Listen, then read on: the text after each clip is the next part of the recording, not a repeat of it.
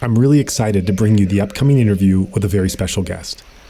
You'll hear her discussing all the great and courageous work that she is currently engaged in. And if you feel inspired to help her with these efforts, please consider making a donation earmarked for her projects. Or feel free to give a general donation that will support the wider movement in Myanmar. Our ongoing support is so helpful and appreciated by the Burmese people during these dark days. Simply go to insightmyanmar.org/donation to contribute today. Or stay tuned to the end of the episode to hear more options. Now, let's hear from that guest herself.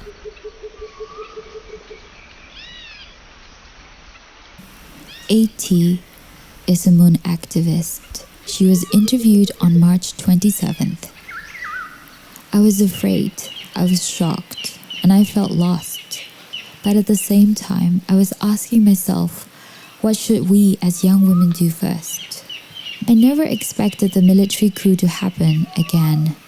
That day, a friend of mine was staying over at my rented apartment in Yangon, Sanjiao Township.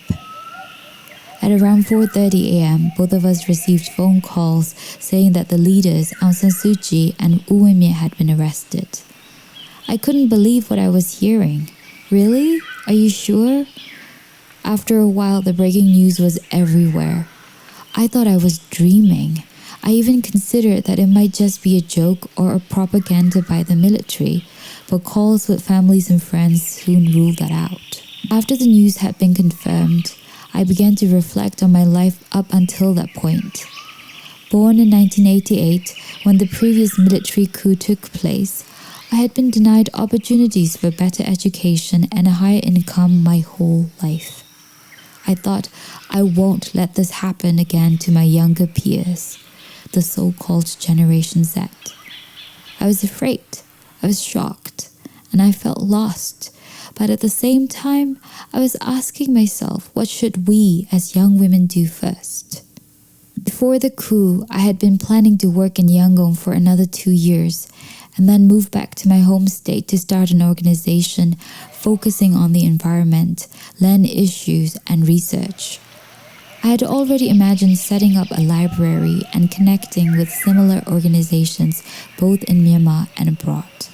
However, all my plans were changed and all my dreams were lost on February 1st.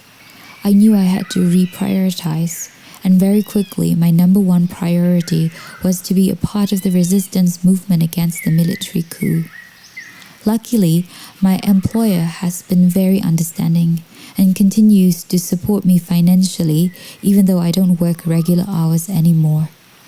My life plans are ruined, but we must fight and we must win. I spent the first few weeks of February in Yangon, but after that I had to move back to my state for security reasons. The situation in big cities here is the same though.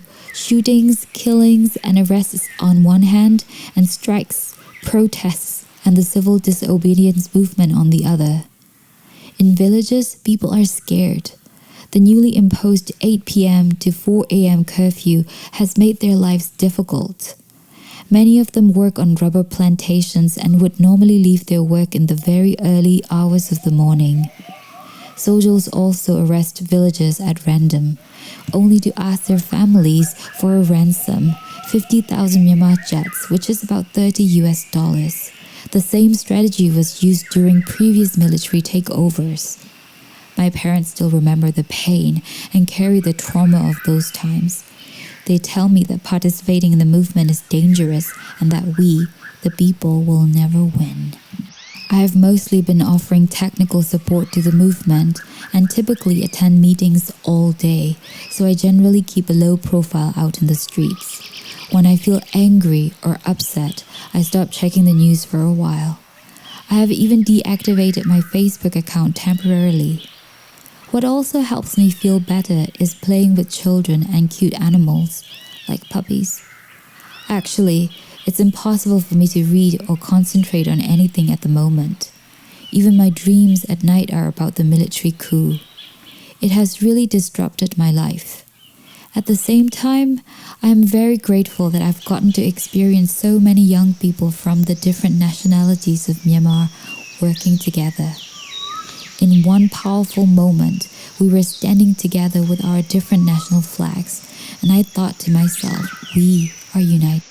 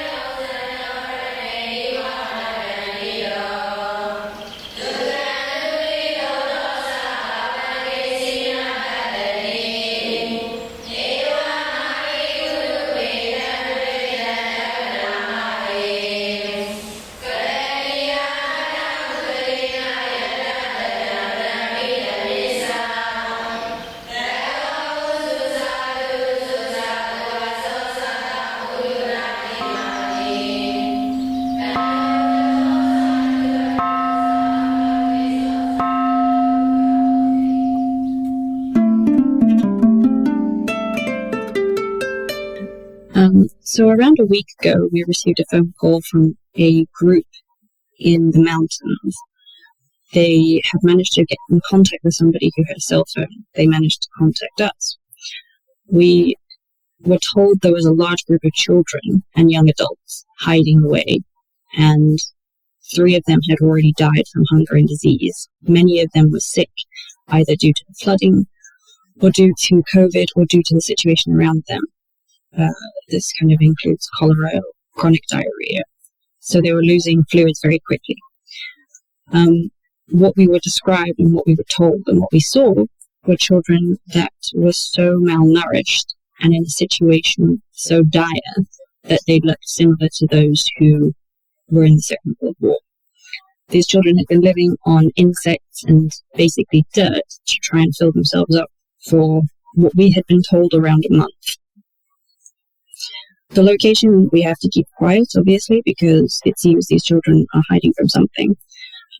We were able to get them food and water, but we still need to get them more.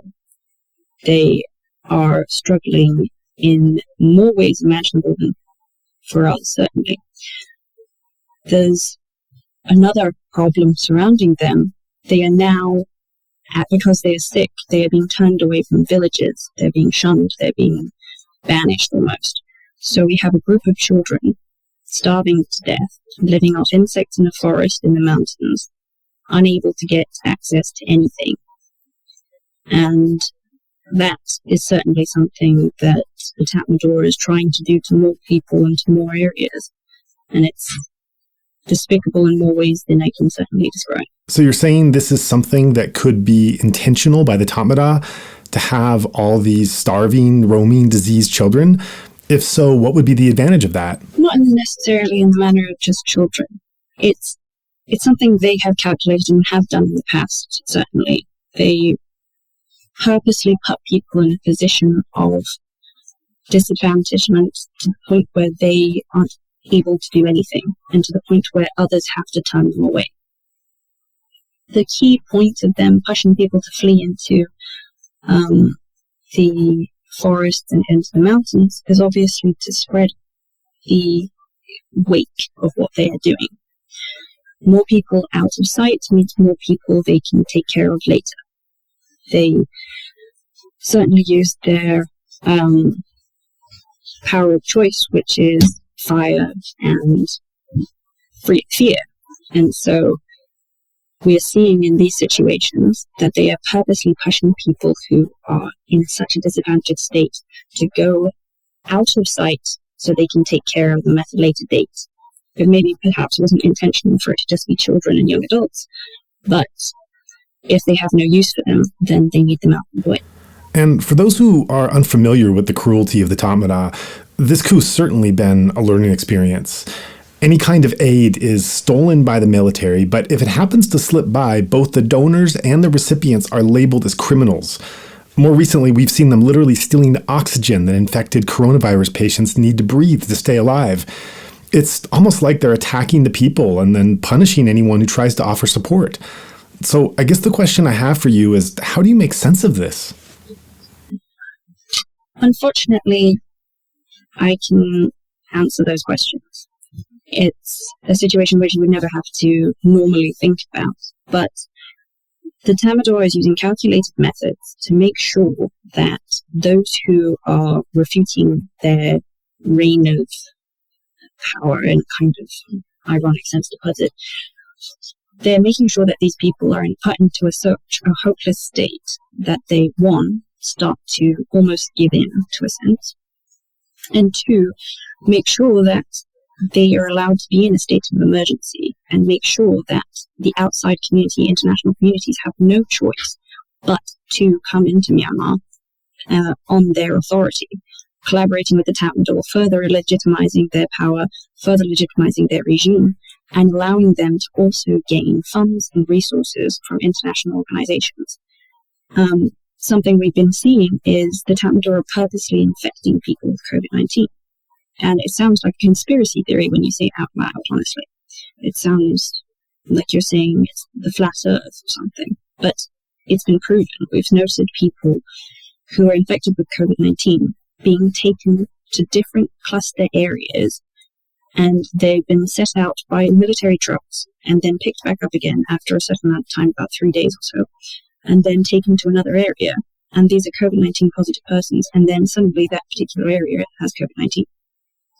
So they are purposely infecting their own people, which, ridiculously enough, has also infected their troops to an extent of detrimental damage. But they feel as though the more dire need Myanmar is in, the more the international community has no right to deny help anymore. Right. So you mentioned this was a two-pronged approach.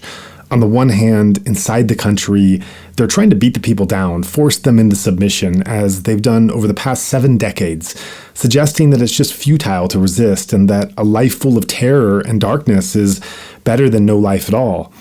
And on the other hand, the military is trying to show the international community that things are so dire in the country that, basically they're the only actor in town who is in a position to respond to this overwhelming need. So outside governmental and organizations, they need to work with them in order to get anything done, even though, of course, they're the ones that are actively creating this very devastation in the first place. So how would you say these two approaches are working? Like, are people actually being beaten into submission in this way? And how is the international community responding? So in regards to the people of Myanmar, from what I've seen, from over the period of time I've lived in Myanmar, not too long, but it's still a long period of time, they are fighters, every single last one of them. And they won't give in that easily. But there are situations where people are beginning to become hopeless. They have a power within them because of their strength and their history that they understand they have to keep going. They have to. And they have to fight for what they believe is right and for what is right. In regards to the COVID-19 situation, or the kind of disease spreading situation, it's taking a toll in a manner where we have a phone call from somebody, they need oxygen, they need assistance, and then 2 days later when we get them the items, or 3 days later when we get them the supplies, they've passed away. So they're becoming hopeless in the sense where they realize even though people are trying to help them, it's not going to work in a way. Obviously, we know that it will work, and we know that we are all trying to help as much as possible, but you can't help but feel helpless when your family is dying around you. And in terms of the international community, I think we've all seen that they are legitimizing them to an extent. And I think that is a problem alone. I think that if international organizations want to fund identities on the ground, they have to go through the means of external contractors or external persons, external consultants, because then they are able to work around a situation which could be very tense for an international organization, whereas for somebody who's already on ground and has the ability to act in less of a restraint manner, they are then able to help more people. But what comes with that even is the legalization of donations. It's made it so that now so many people are not able to take even supplies to their own family across town because the Tamil may think it's a donation. So you find a lot of people organizing groups going underground, trying to get medicine and food to people who are trying to contact them in roundabout manners. And this is something that international organizations might not be able to do because it's such a spider web of networks that they might not be able to find a way to kind of put themselves into place. Yeah, that makes sense. So for those humanitarian organizations and the international community at large, what can they do to support the Burmese people now, given how complicated this situation is? Certainly, as I said, trying to find those who are trustworthy on the ground and able to act as an external factor. But the main ways without putting funds on the ground is consistently raising awareness, consistently trying to de-platform and delegitimize the Tatmadaws ruling and showing the devastation that they have put about onto Myanmar, showing the fact that they have been in power for 6 months and people have been put into a place where more people have died in the past 6 months than they have over the past 3 years. Even with the political instability that we all know is very complicated within Myanmar, even with the longest ongoing civil war in the world, there has been less casualties over a period of time than just this 6 months. And that should be a testament to their so-called leadership. They're allowing their people to die, they're forcing their people to die, and they are putting a word into play which is consistent, which is genocide, and they are forcing genocide onto their own people. And it's no longer about specific ethnicities, it's no longer about specific areas, it's the entirety of Myanmar. As some academics had said previously, obviously they're calculating around 10 million might die. This is extreme numbers, but if the Tatmadaw stay in power, we could be looking at around 10 million in 2 years. So there's long been this need for humanitarian work and foreign aid in Myanmar, but it's never quite been as drastic as we're seeing now by just the carnage and destruction being unleashed by this military. And as you said, a figure of 10 million deaths out of a population total of about 55 million in just 2 years, that's just really hard to contemplate what it looks like and what it implies. And I agree with you. I think genocide would be an appropriate term. So I know you've been involved in humanitarian work and aid of various kinds in Myanmar for several years. You've worked in so many different capacities, which we'll get into later. How do you find what's happening now different from what you were doing before, either in the type of needs you see or perhaps similar needs that have to be addressed in a different way? I would have to say, before there was always a level of understanding. There was always a kind of charade of cooperation, certainly, with the Tatmadaw.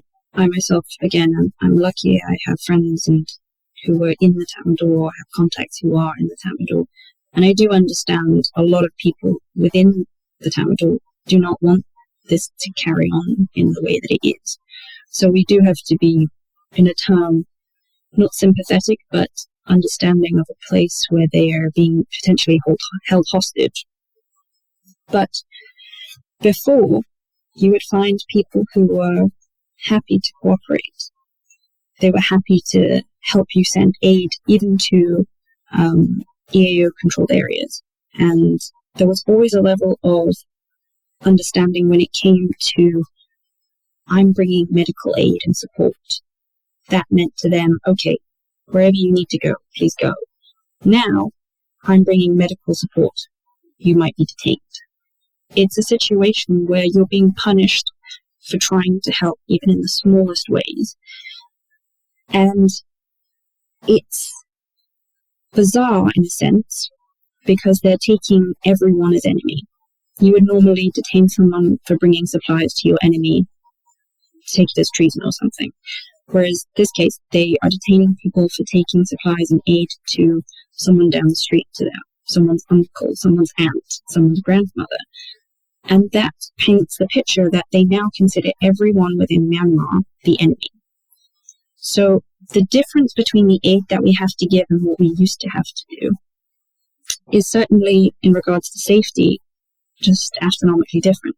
We now have to think, okay, there's a group of young girls between the ages of 12 years old and 15 years old. We need to get these girls to a safe house because they might be kidnapped and assaulted.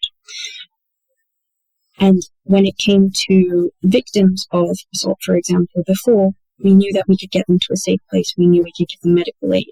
Now we're in a situation where they have a target on their back. They've been assaulted and they survived. It's a situation where we have to get them basically across a border immediately because we don't know how long that they will survive in the realms of walking down the street or being in capacity of their location as before, because they have this target painted on their back. When it came to medical aid and security, we didn't have to think about every single factor. We didn't have to think, okay, we're going to this location in Chin State. We need basic first aid kits. We need some medications. Now we basically need a fully equipped ambulance and a fully equipped truck of every single medication, because we don't know how many people there are injured. We don't know how many people are sick. It's everything it was before times by 10. It's insane, basically. Yeah, I don't know how you even begin to think about how to operate in those conditions. It's difficult, but I think that, when you see what's happening around you and when you understand that so many people who you know and so many people that you have met across times are being affected, that you have to consider every single possibility and you have to put everything you can into getting those supplies and getting those items or getting that support to those people. And you have to be creative, I have to say. Interesting. So you talk about how the Tamada is making this situation infinitely worse. Yet you also suggested how to look at the situation from the perspective of individual soldiers, which I find interesting.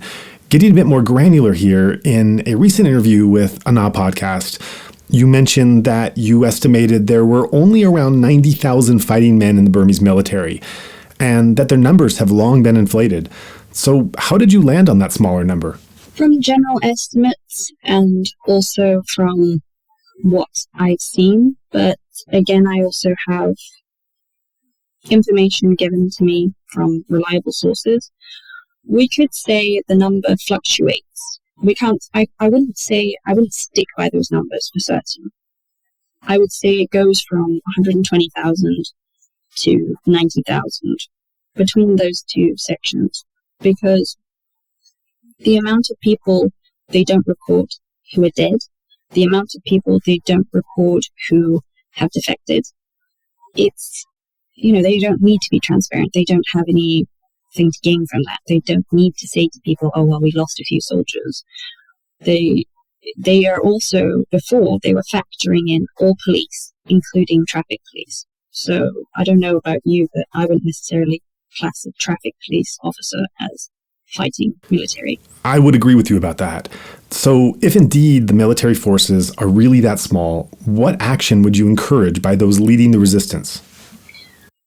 I would encourage people to be very smart about their actions, because it doesn't take much for the Tatmadaw to purchase outside help, and it wouldn't take more than a few trips to get a lot more soldiers on their side. So when it comes to thinking about the numbers, even though I say it's very low or much lower than they had stated, we still have to think about what they could do with those numbers. If they can push a group who are rebelling against the system into a corner, they've lost everything. The key factors are always manage your surroundings and manage what they are surrounding. And think about, for example, where they always fall back to. If they always fall back to Nepido, for example, there's always a reason for that. If they fall back to Mandalay, for example, there's always a reason for that. So focusing on the key areas where they consistently try to keep themselves safe is important, because you have to think, well, how can I use that to my advantage, for example? Not enticing violence, but enticing support to other areas. If you know they're going to be in a specific location, you can then utilize that to your knowledge and move around and get support to different locations. I would definitely say to those who are, for example, in rebelling organizations, to think about not just their locations, but also the movement tracks of why they are consistently going back to Yangon, why they are consistently staying in the main highway sections of Naypyidaw and Yangon. And just really think about how you utilize your knowledge that you get. Right. And this is, of course, asking people who 6 months ago were from completely different walks of life, who never would have thought they would ever have to think about the kinds of things we're talking about now, to suddenly have to become military strategists and to learn how to just survive. And you emphasize that one of the key things here is to be smart. And I'm sure being smart, with quotation marks around that, is easier said than done, especially when the learning curve is so steep and the stakes are so high. So from your vantage point, how have you seen people responding? Generally speaking, have they been smart from the get-go, or did they have to learn a costly lesson first? And in general, what are you seeing in terms of how the resistance is, or perhaps is not, being able to improvise, innovate, learn, etc.? So there's two sections to this, I would have to say. Firstly, as I said before, Myanmar people are very resilient. They have the older generation who lived through so much already. And very luckily, in a way, they had those people explaining to them, well, this is what we used to have to do. Let's do this again. So when, the internet went off, when all comms went down, they realized, okay, these are the ways we can communicate with each other without getting in trouble. These are the ways we can go to someone else's house without getting caught. They had people who had been through it previously. Obviously, with COVID killing off so many elderly people, they're getting to the point where they're losing that vital knowledge, which is going to be very necessary again. And it was very not amazing to watch. I say in a different way, it was shocking to watch. Obviously, the extreme violence that the Tatmadaw was bringing, but also how it fueled people to be one, to consistently show a level of solidarity, and to understand that if somebody was on the street, they were going to be in your home, and you don't care who they are, they can stay in your home for as long as they need. And that level of solidarity is something you don't see anywhere else. And in terms of what is being done, there are people who kind of are taking advantage of the situation that are neither for the military or against the military, and are creating their own little sections or pockets of chaos. And I think it's really important for people who are rebelling, or rather resisting, to think about when they utilize the knowledge that they learned somewhere. For example, there was a lot of talk about how to make shoddy bombs and things. This is not a smart thing to do. Going back to previously saying be smart, this is a way to get yourself and others killed or harmed. And something we saw actually about 3 months ago was people who had called up the police saying there was a person with a warrant in a house and they had rigged up a bomb. And it got the Tatmadaw very, very frustrated. And then it became, instead of one time you could have possibly taken out 2 officers, it became a situation where officers were smashing down doors, the military was breaking down doors, getting into people's houses, smashing their windows, dragging people out by their hair, or dragging people out not clothed, with guns pointing in their face and pointing guns in their children's faces. So when I say be smart, I think what I mean is also think about the repercussions of the action that you are putting in. Is it really worth what you're trying to do? And if it's not, then think of a better way. I see what you mean. Now, you mentioned the solidarity that you witnessed in the early stages, how people came together and supported each other. There was this kind of unquestioned understanding that if a stranger was outside running for their life past your house and you were inside, you would open your door and provide safe shelter. And I've heard so many stories like that. Several guests have shared similar personal experiences with me just on this podcast platform. Can you comment where you think we are now, 6 months into the coup, on this question of solidarity and unity? This is something to me that seems to naturally gel at the beginning in the country's collective anger in response to the coup, but it becomes harder to maintain this the longer the situation drags on.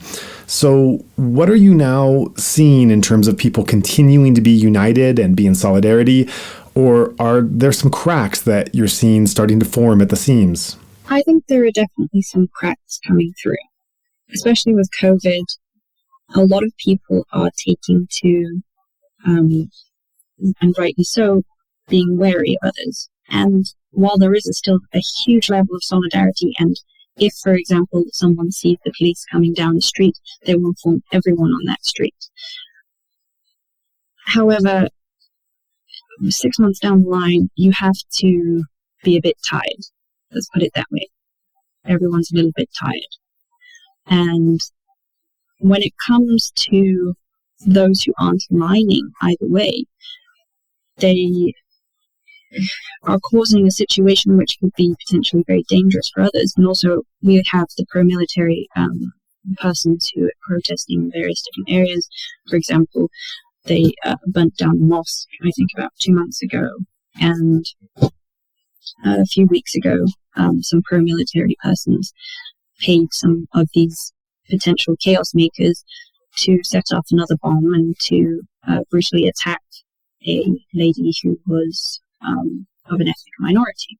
And so what I mean by these people being chaotic is primarily the fact that if you don't align either way, you either shut up and stay inside, or you go out and you want that initial, what they would say, thrill of the beginning, and they want to play war, let's say.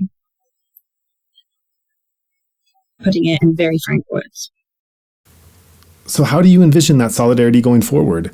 Since this is not looking like it's going to be ending anytime soon, we don't know what will be needed to keep that sense of unity intact, especially as the situation extends out months and perhaps even years. So what do you think are the possibilities for continuing that sense of solidarity and unity in whatever form? I think it will still be apparent.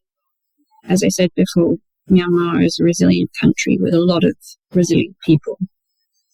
And certainly the coup has shown a lot of people that there was a reason why, for example, the EAOs were fighting. There was a reason why the ethnic minorities were saying they were being treated wrong, because they were. And there's a reason why people were saying that there was a Rohingya genocide. And I think that in itself has brought a lot of people into the shining light of solidarity, because they understand a little bit now of what everyone else was going through, or those who were in minorities were going through. And they understand that they should take a look and think about the situation surrounding them. And I think certainly going forward, people will be standing with one another. If it carries on for many years, we'll see another situation where history repeats itself, of course. But for now, I would say they're still going to try and help each other as much as possible. In regards to COVID, it's become a lot more difficult, and people have to be more wary of each other. And with CDMs also being sold off, basically, they have bounties on their heads, and people becoming more desperate, there is a level of distrust between people. someone could say they're coming over to help a CDM worker, but the reality is they're telling the police where they are so that they can get the bounty, so they can feed their own family. And that's something that needs to be noted as well. It's not all of it comes out of a malicious nature. It's coming out of pure necessity for a lot of people. Sure. That's probably not unintentional, given how the Tatmadaw set up a dynamic so that people are trapped and have no choice but to turn on each other in order to survive. I mean, that's right out of their playbook these last number of years. So, yeah, we've looked a bit at where things could go in the future. What if we look now backwards for a minute and recap how things have developed since February? There were those initial widespread nonviolent protests, but as we know, they were quashed after a month or two by the military, who responded with these mass killings and assassinations in broad daylight. That in turn, as we know, led to the formation of the PDF, the UG networks, the creation of the Federal Army, ethnic armed groups becoming more active, etc. So now we're seeing the growing potential for a violent response. What are your thoughts on the evolution of the armed resistance in Myanmar now? I would say, in terms of more and more groups coming about, it's a good and a bad thing. The more hands there are to take facilities, and the more hands there are to take resources, it becomes more complicated. What we do need to think about is putting more faith and solidarity into different EAOs. They're starting to lose a little faith now because a lot of people are saying they didn't do enough. And so they're now looking towards PDF. They're now looking towards the Federal Army. But something we have to remember about PDF, as much as they are heroes, we have to remember these are people who have no prior military experience. They have no training, most of them. Some of them obviously are defectees from Tatmadaw. Some of them are persons who were trained from different EAOs. But we do still have to remember the majority are basically kids. They're around the ages of 19 or 20, and they're university students. And as hugely admirable as it is that they are laying their lives down on just to try and help as much as they can, we have to remember how much support we give them is how much danger they will be put in as well. And we have to think about, is it really worth putting hundreds of 20-year-olds or 19-year-olds in almost undeniable danger than it would have been to support the very well-trained and very capable armed groups that were already in place? And it's almost as though there's so many EAOs within Myanmar already. Creating more could potentially create more problems. There's already been tensions with territories and PDF fractures needing to be named after specific areas because of territory issues. And then there's also issues surrounding the fact that, a lot of EAOs were already quite strapped for what they have. And they're trying to help PDF out as well in certain areas. And so they're using their own items or they're using their own funds. And so while we have to support their actions, we also have to realize that there's a possibility down the line where it could cause problems, or if, for example, someone from within the Tatmadaw managed to infiltrate PDF, it could cause a lot of problems for PDF persons, and it could potentially end a lot of these students' lives. And so we really do have to think about every factor. There's no way saying anything against PDF or Federal Army, but we do have to think about, is it worth supporting them unconditionally, or is it worth saying to them, perhaps you should join this particular armed group that has very highly skilled professionals who would be then able to train you to a capacity where you wouldn't be necessarily walking into danger? That's something I would say. Right. So you're speaking about how organizations can most skillfully target their support. zooming back a bit, can you address the more general question of armed aggression versus a nonviolent approach? Because in the early stages, there was this more unified nonviolent response by protesters that was just trying to win over even the police. But as we know, it couldn't continue simply because the military started to come out on the streets and openly kill people. We know about more than 80 people that were killed in Bago on a single day, and we also know about the terror in the Lengthea siege and all the other horrific things that happened back then. This raises the question of where it all goes from here. As you know, there are those in the international community who strongly support a strictly nonviolent protest and warn that an escalation of violence will turn Myanmar into another Syria, and that it's going to be harder to get international support if there's violence on both sides. But, personally speaking, I don't know that many people in the country that are still advocating a strictly nonviolent approach, given what is going on now. So this is not to say that everyone there is involved in some degree of a violent escalation, far from it. But the reality is simply that not many Burmese that I know of that are in the country still believe that a strictly nonviolent approach will work. However, as I say, we're still hearing from a number of international actors that strict adherence to nonviolence at all costs is the core of a successful long-term movement. So what are your thoughts on this? So I have a few things to say on that matter. Firstly, in regards to the international community saying stay non-violent, it's very easy to say that when you're sitting in a position of safety. It's easy to say don't be violent when you're not the one being hit in the face. It's easy to say don't be violent when you're not seeing your daughter being shot in the head. I have to say it's a point of, obviously I agree to an extent. I think if we had everyone out on the streets being violent, it would be pure chaos and it would be even more so mass killings. But in the other hand, I obviously have no right to say to a group of people who are literally watching their children be killed, say, don't be violent, be better than them. It's not necessarily easy for that to be said to them, I think. And in terms of those who are saying remain non-violent, I do know a few people within Myanmar who actually do still say try not to be violent, because they say this is a point of almost pride, saying we are better than them, we don't have to resort to their actions. But obviously the majority do want to not take revenge, but defend themselves, and rightly so. They have every right to defend themselves, and they have every right to defend their family. If somebody comes into your house and points a gun at you, any other country in the world, you'd be allowed to take them either to the police station or you'd be able to kill them in your own right. And I don't really see the difference in that kind of comparison. One thing I will say is a lot of people within Myanmar, there is an understanding where people are realizing if we did continuously bring violence to the table every time they did, they're outgunned, they're to an extent outnumbered in terms of trained persons anyway, and they understand that they wouldn't necessarily stand a chance.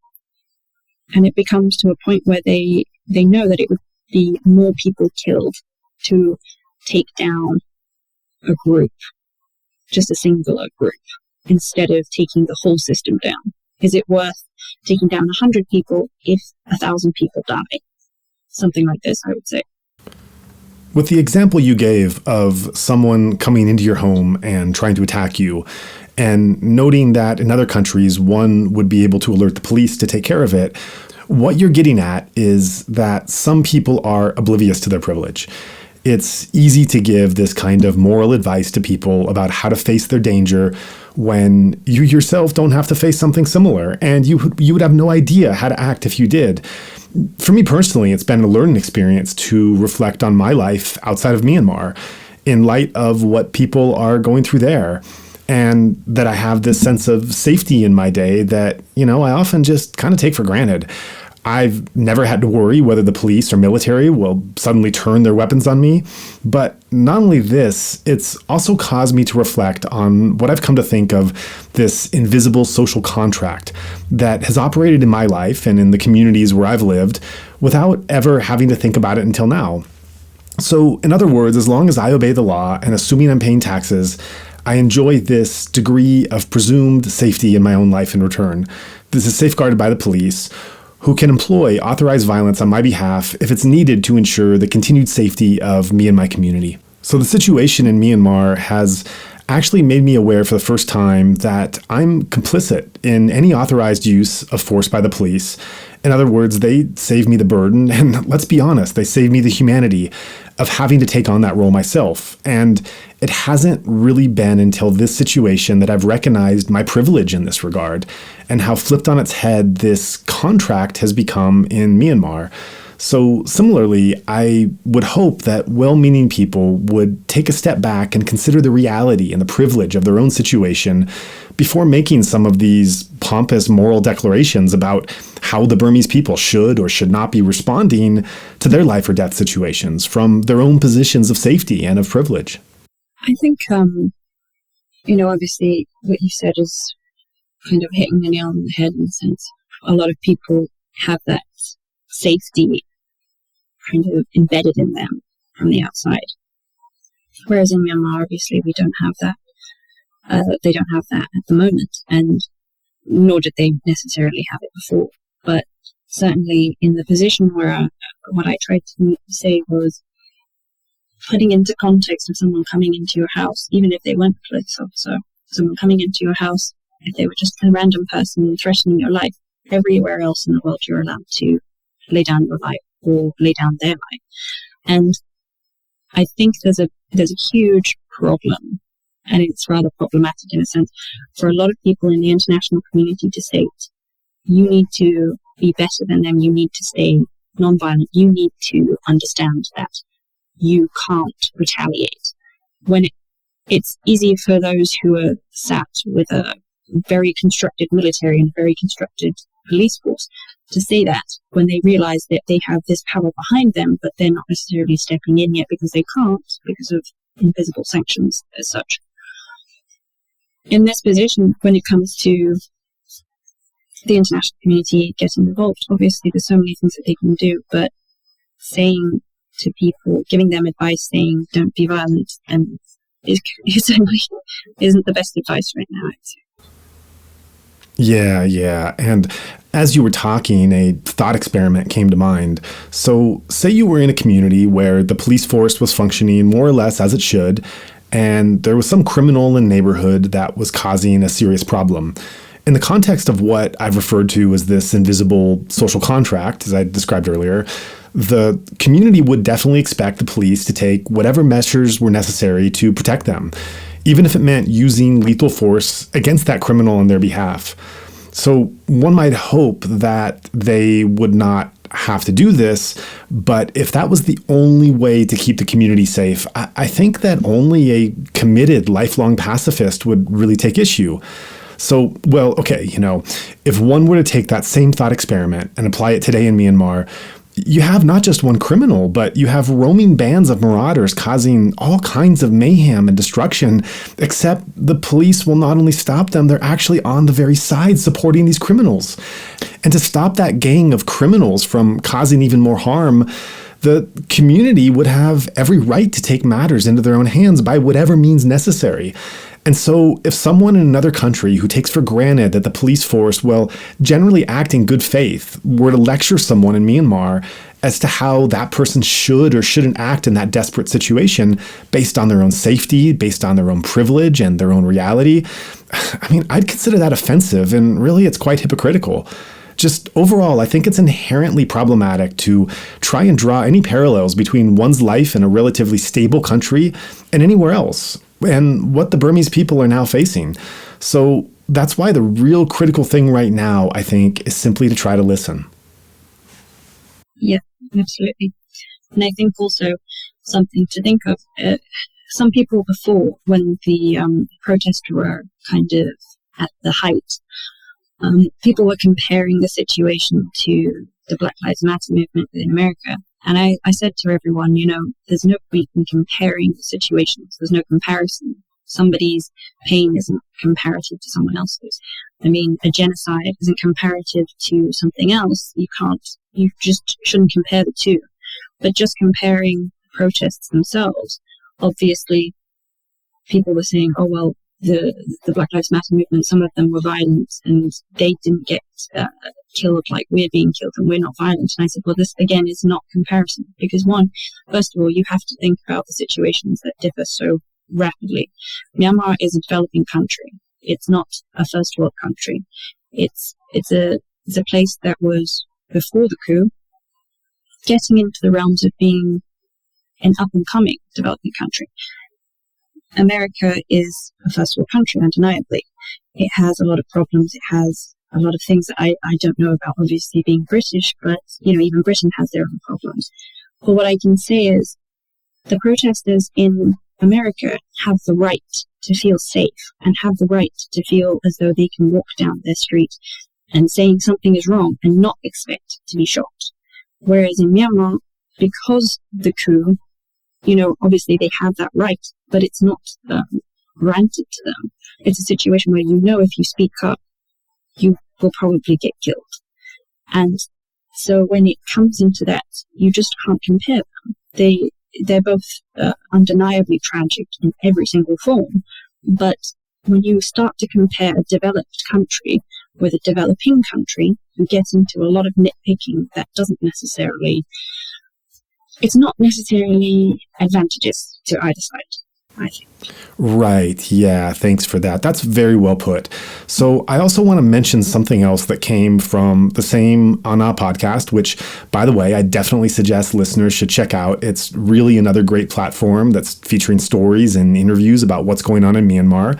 Anyway, you mentioned that you became concerned about how violence is now being normalized in Myanmar.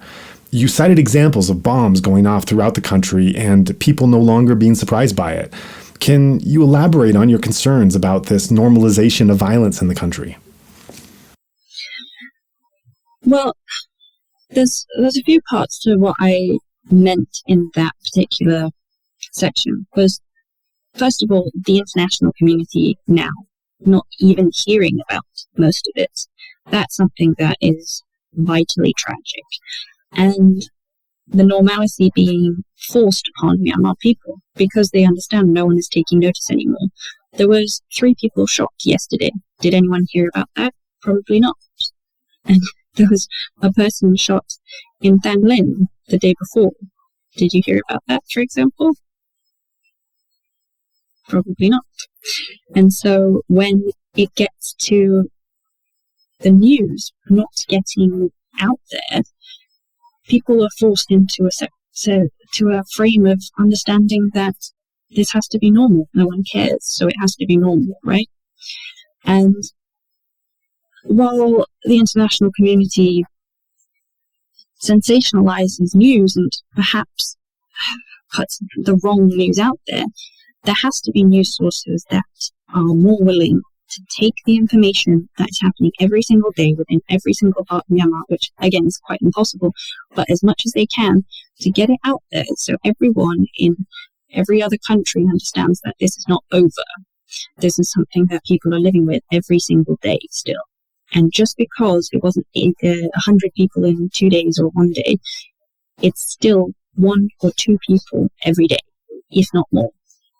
And the minute it becomes more normalized by just people either ignoring it or by people who are kind of forcing it to be normal because that's the only way they can cope, is the moment that we lose a bit of the battle, I have to say. Thank you for that. That's very well put. And it also gets to the heart of why we're doing this conversation with you specifically, but also our overall platform goal, which is to continue to get the accurate word out, both the headlines as well as the details that are behind them. Now, my next question might come out sounding somewhat silly, but I do mean it sincerely.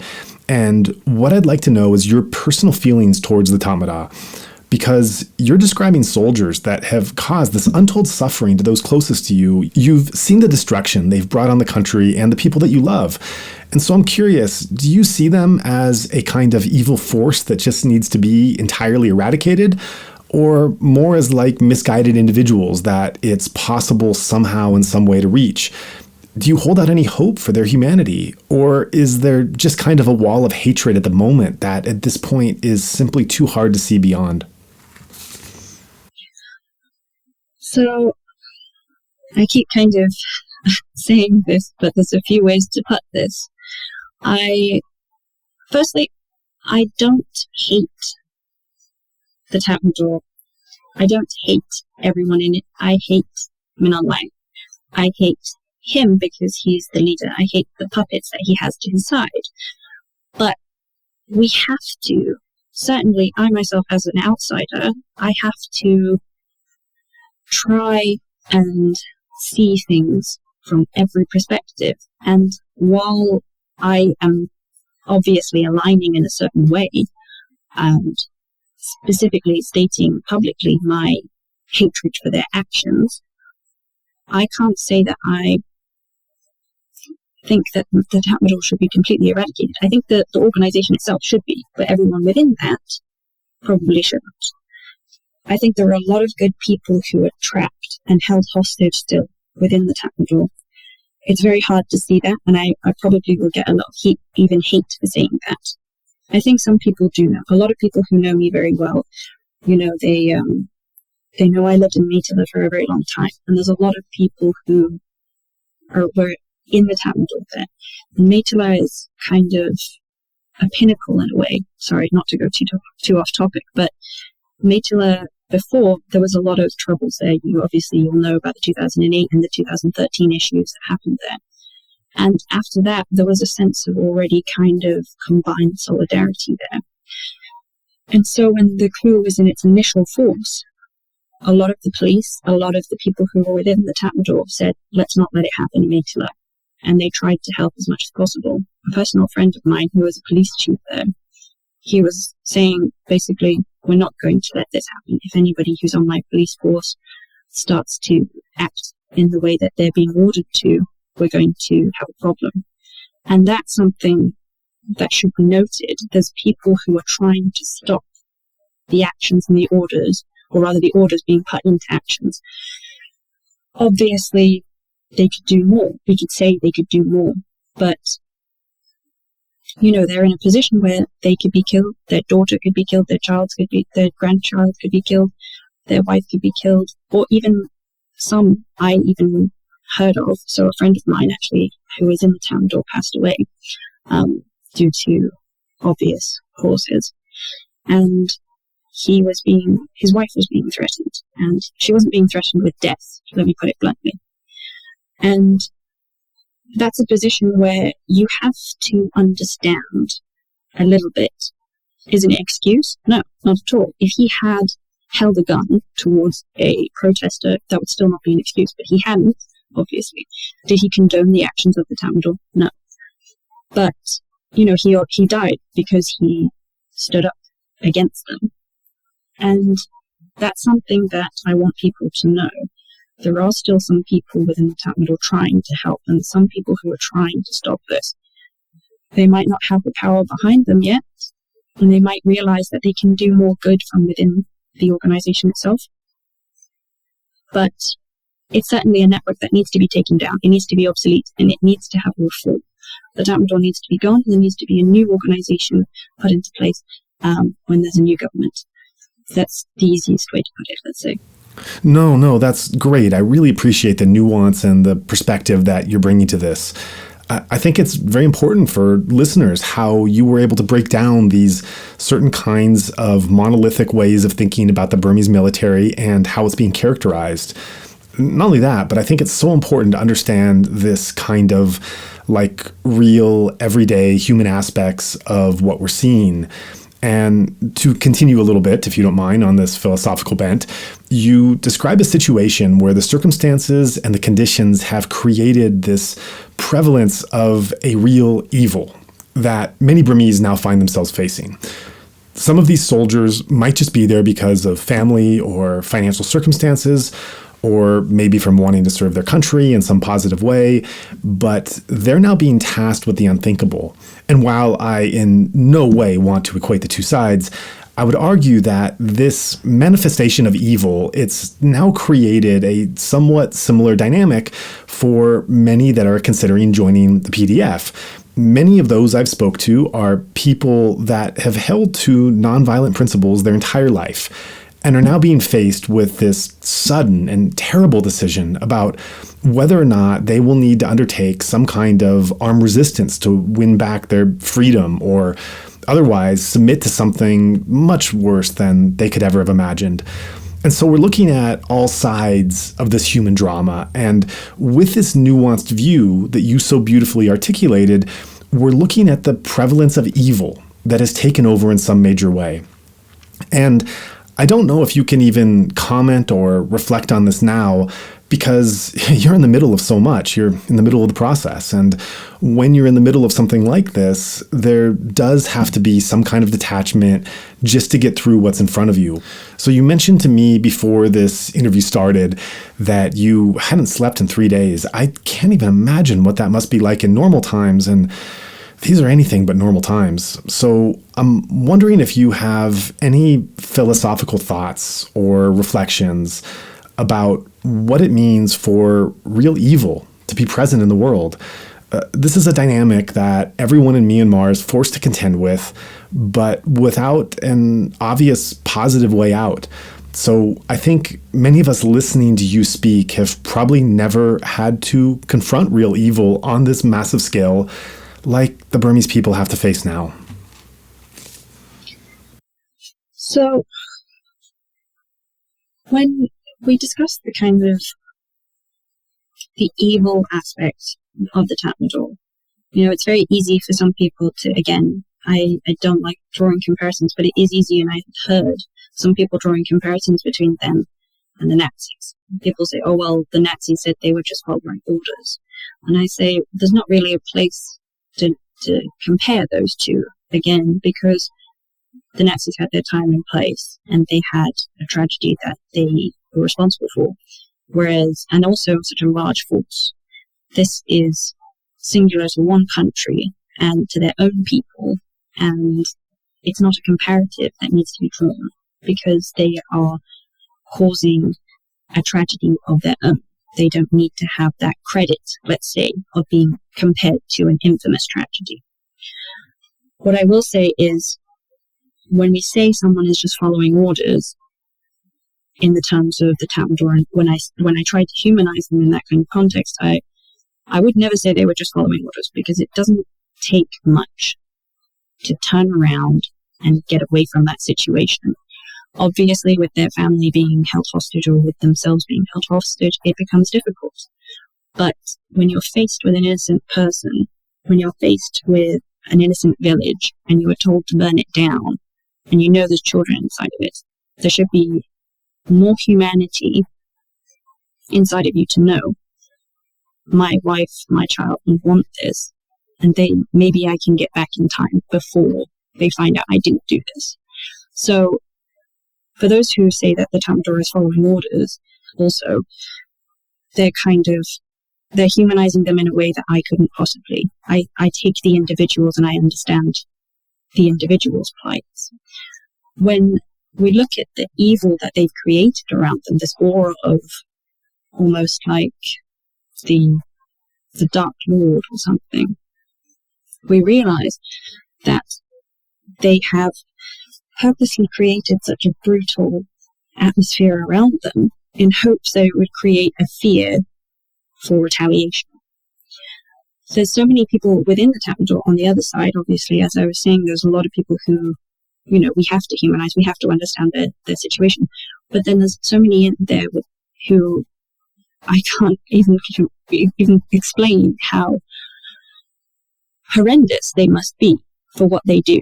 The amount of assaults that the Tatmadaw cause, the amount of children I have had to try and find, and I know and have found to have been assaulted by Tatmadaw soldiers, there is evil within them. And when I say that needs to be eradicated, that needs to be eradicated in every single term. But we can't forget the humans within it.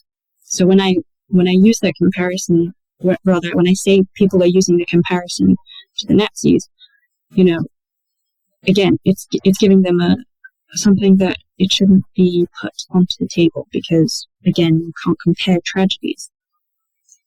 But when people use the term they're following orders, is it an order to kidnap an 11-year-old girl and hold her for several days and then burn her to death because you had assaulted her?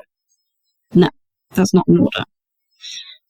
So the evil within the Tatmadaw, it needs to be eradicated, and people are noticing that to more of an extent. Before, so many people who are quite patriotic, let's say, they used to think a lot of this is fake.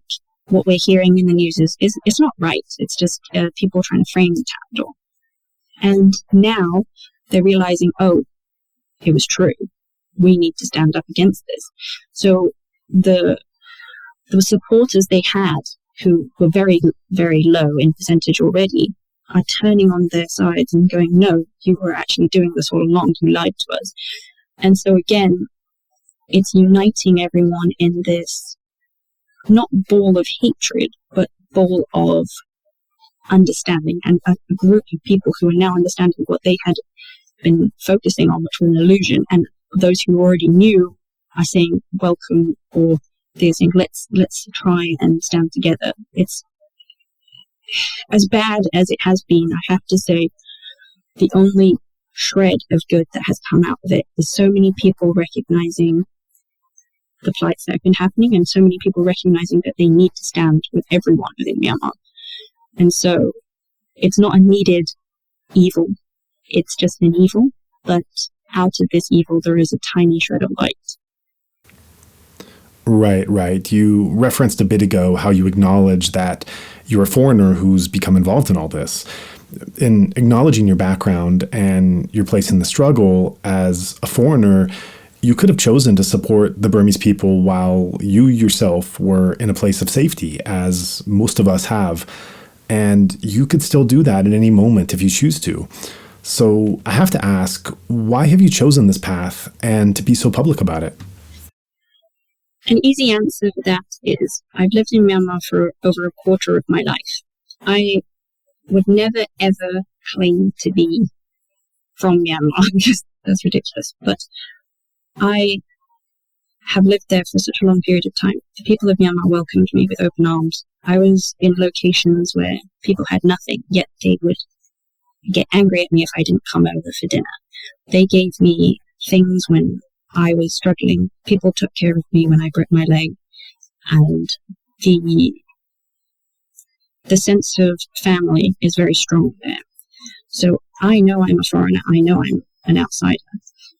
But Myanmar is like home to me. And I know a lot of people say that, but I have people I consider sisters. I have people I consider brothers there. And I found more than I could ever think of in Myanmar. I found not just a home, but people I love dearly. And so for me to turn my back and say, I'm safe. I don't need to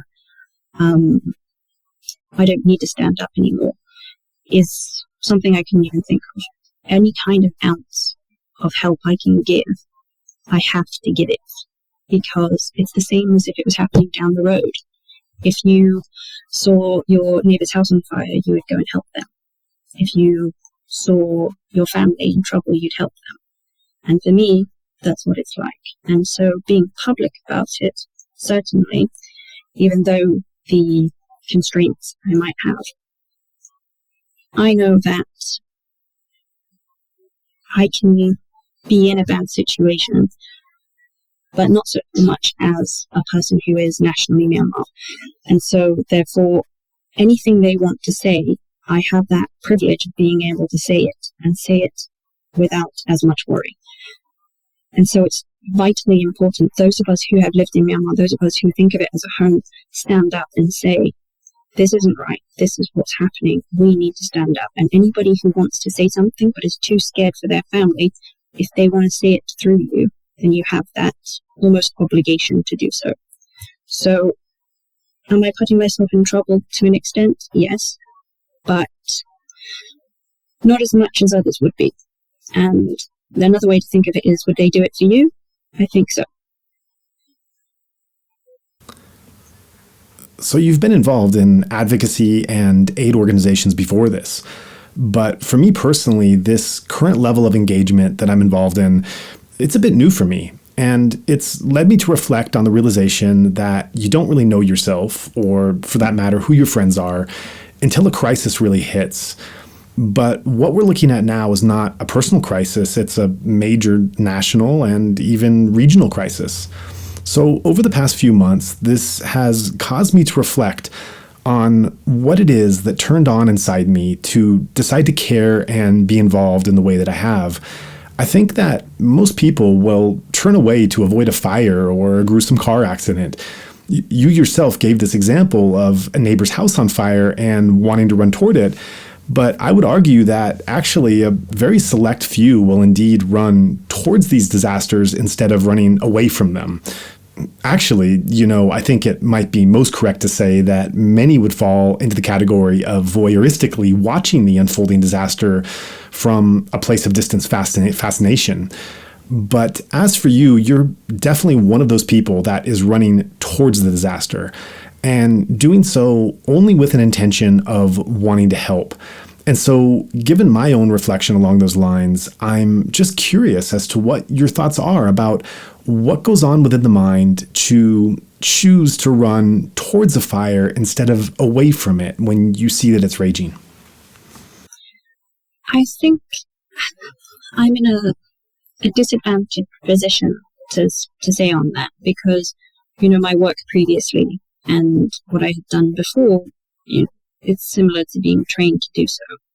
I think in a different term, those who haven't had the experiences that I have had maybe would have chosen a different route. And I think that is equally important. I think a lot of people have different mindsets in the terms of what they can do to help and what they are mentally and physically capable of doing to help. And for those who aren't trained in specific sections, they might feel that they can do better, perhaps offering smaller quantities of their time, or maybe even not getting involved because they might not mentally be able to cope with what is happening. They might not be able to stay stable enough, in that kind of easy way to put it, not be able to put a strong front on, and they might fear that they would be causing more harm than good, which is also completely understandable. If, for example, someone gets involved in a situation which could make them break down and cry, that's understandable, and we have to be understanding of that, but it could potentially cause distress to those who they're trying to help as well. And so for those who run towards fire and for those who run away, I equally understand both. And I think the advice that I have, certainly for those who run towards it, is think about how you are trying to help the situation and think about how you can help the situation. Remember, it's very complicated, and if you can help from outside, that is amazing, and you have all the support from certainly myself and my organization if you want to get involved. But for those who wanted to jump over and try and help out when they get there, there's a lot of things that come into factor for that. Myanmar people, again, are so determined to try and help people, to help foreigners especially, and they would see a foreigner and they would say, okay, well, you don't need to do anything, don't worry about it, you can come and stay with me or something. They're that welcoming, and people there are that understanding that it might be hard for you to understand the situation or be able to offer help in every capacity. And so really do think about the situation, think how you can help, think about what you feel comfortable with and what you feel capable of. If you put yourself in a discomforted position, then you could be causing harm to yourself and to others. And that's really important. Even I had someone who thought they wouldn't be helping if they taught an online class once a week. I said to them, that's helping more than you will know. That's giving a group of young adults a bit of hope and something to look forward to and a possibility of getting a scholarship. You could be helping them get out of this situation. So don't ever think that even just a minuscule amount of your time isn't important. If you're in the UK, if you're in America, if you're in any other country and you're not in Myanmar and you feel like you want to help and you think, oh, well, I can only help if I'm on ground. That's not true. There's more help to be given outside of Myanmar currently. Obviously, there's a lot of need for people on ground, but a priority is raising awareness, offering education and support, offering support through supplies, fundraising. All of these things are vital right now. So when we put it in the terms of running towards the fire, right now I would say maybe pick up a fire extinguisher first. Yeah, that's a beautiful answer. And it's a really great way to break down that metaphor, because certainly if there's a serious car accident and if everyone runs over to a car, it might even be something that complicates the rescue. And so you need someone to control the situation. You need someone that's putting up crime scene tape around and preventing other people from entering the area, etc. There's so many tasks here. Or let's say there's a fire and everyone goes running into that burning building. That's also not going to be helpful at all. So we're not saying that it's like this binary choice where either you run into the fire or you do nothing, because there's a lot of nuanced things that one can do to help in these kind of situations. And so I keep coming back to this, which is something that I've also seen so many Burmese people on the ground learn as well. In the first couple months of the protest, many of the young people, especially, they felt like they needed to be out on the streets, they needed to make their presence known. But over time, many learned that given who they were, their skill set was and what they could offer, they didn't actually physically need to be on the street in order to be a part of the resistance and help the people. There's so many other things they can do. So to return to the burning house metaphor, I think that for those that want to choose to run towards the fire, there are so many different ways to do it without actually running into the fire. They can help in different ways, depending on what their skill set is, their capacity to help put the actual fire out, or whether they're in the front or the center or behind the scenes, whether they did something before the fire that supported the firefighters, or maybe something positive and supportive after the fire had already been extinguished. As you mentioned for yourself in one example, one might have a career in this kind of aid, and it might just be who you are. But for others of us, we really don't know which role we'll be taking on until we're thrown into that situation. For example, if someone had asked me 6 months ago about all this, how I would be involved, I wouldn't have known in my heart of hearts how I would have responded. I wouldn't have known what level I'd engage at or exactly what I'd be doing. And, I've learned tremendously about myself in this process and the choices I've made. And all this has resulted in my reflection, which I asked a moment ago, and which I ask myself continuously: why have I made these particular choices? Why do other people make other choices? How does something inside us just switch on where we suddenly just decide to really care, even at the expense of our own comfort, or to take on a greater burden to help a situation that needs it? I still don't know what that is. I don't know what turns on inside or why it turns on. It's a mystery to me. And maybe it's also a mystery to you, but you've been doing this longer than I have, and you do more of it than I do. So I'm just curious if this is something you've ever thought about. Again, I have to say I'm in a disadvantaged position to answer. One thing I will say is, ever since I can remember, all I've wanted to do is help people. And I think some people they have that position where they think, oh, I really want to help. I don't know how, but I'm going to try and help. And I think other people, in a better way, honestly, are these people who kind of are going about their day and then they suddenly see a position or situation and they're, oh, I'm going to help right now. Whereas, those of us who think about trying to help in any way we can, we might get lost in our own thoughts of how can I help? And then it becomes overwhelming. Whereas those who are in immediate action, they go, oh, I should help right now. So I think what turns on there is, in a sense, fight or flight, but in another sense, it's that twig or that twinge of humanity that everyone has all the time when they see somebody on the street that needs a bottle of water or something. Or when you're walking and you see somebody injured, you immediately stop. It's something that turns on in you when you have an immediate connection and you've seen it.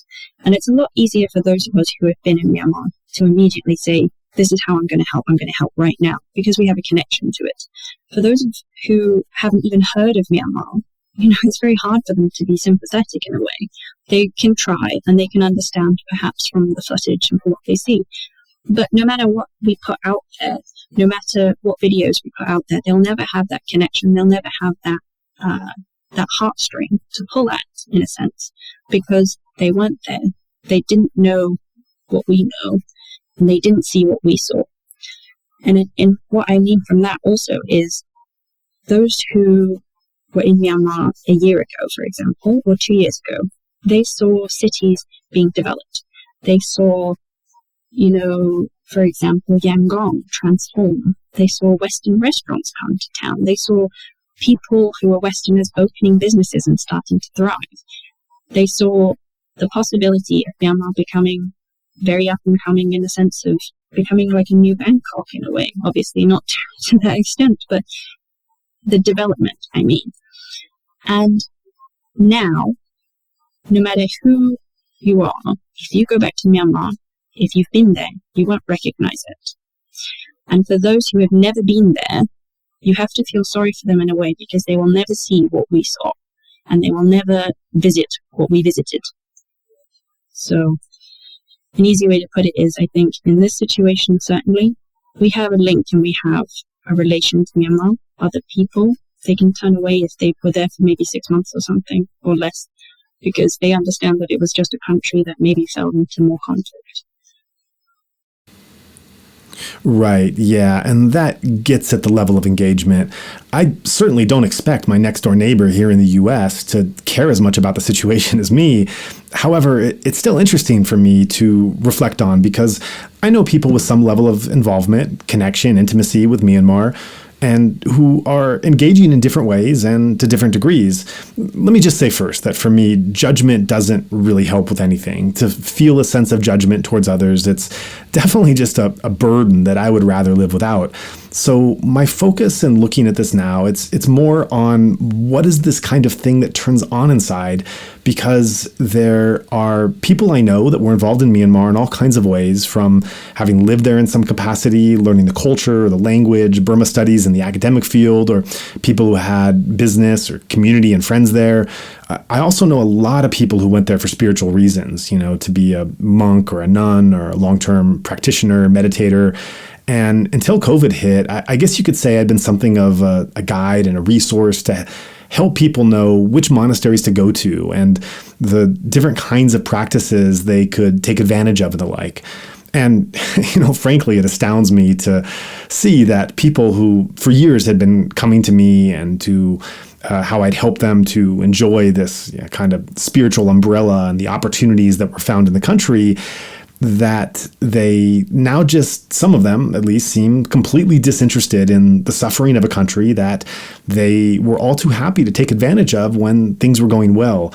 So, for me, it's distressing to know some people who've grown immensely from their time in the country benefited from the generosity that was shown to them for whether it was months or years, and are now just radio silent.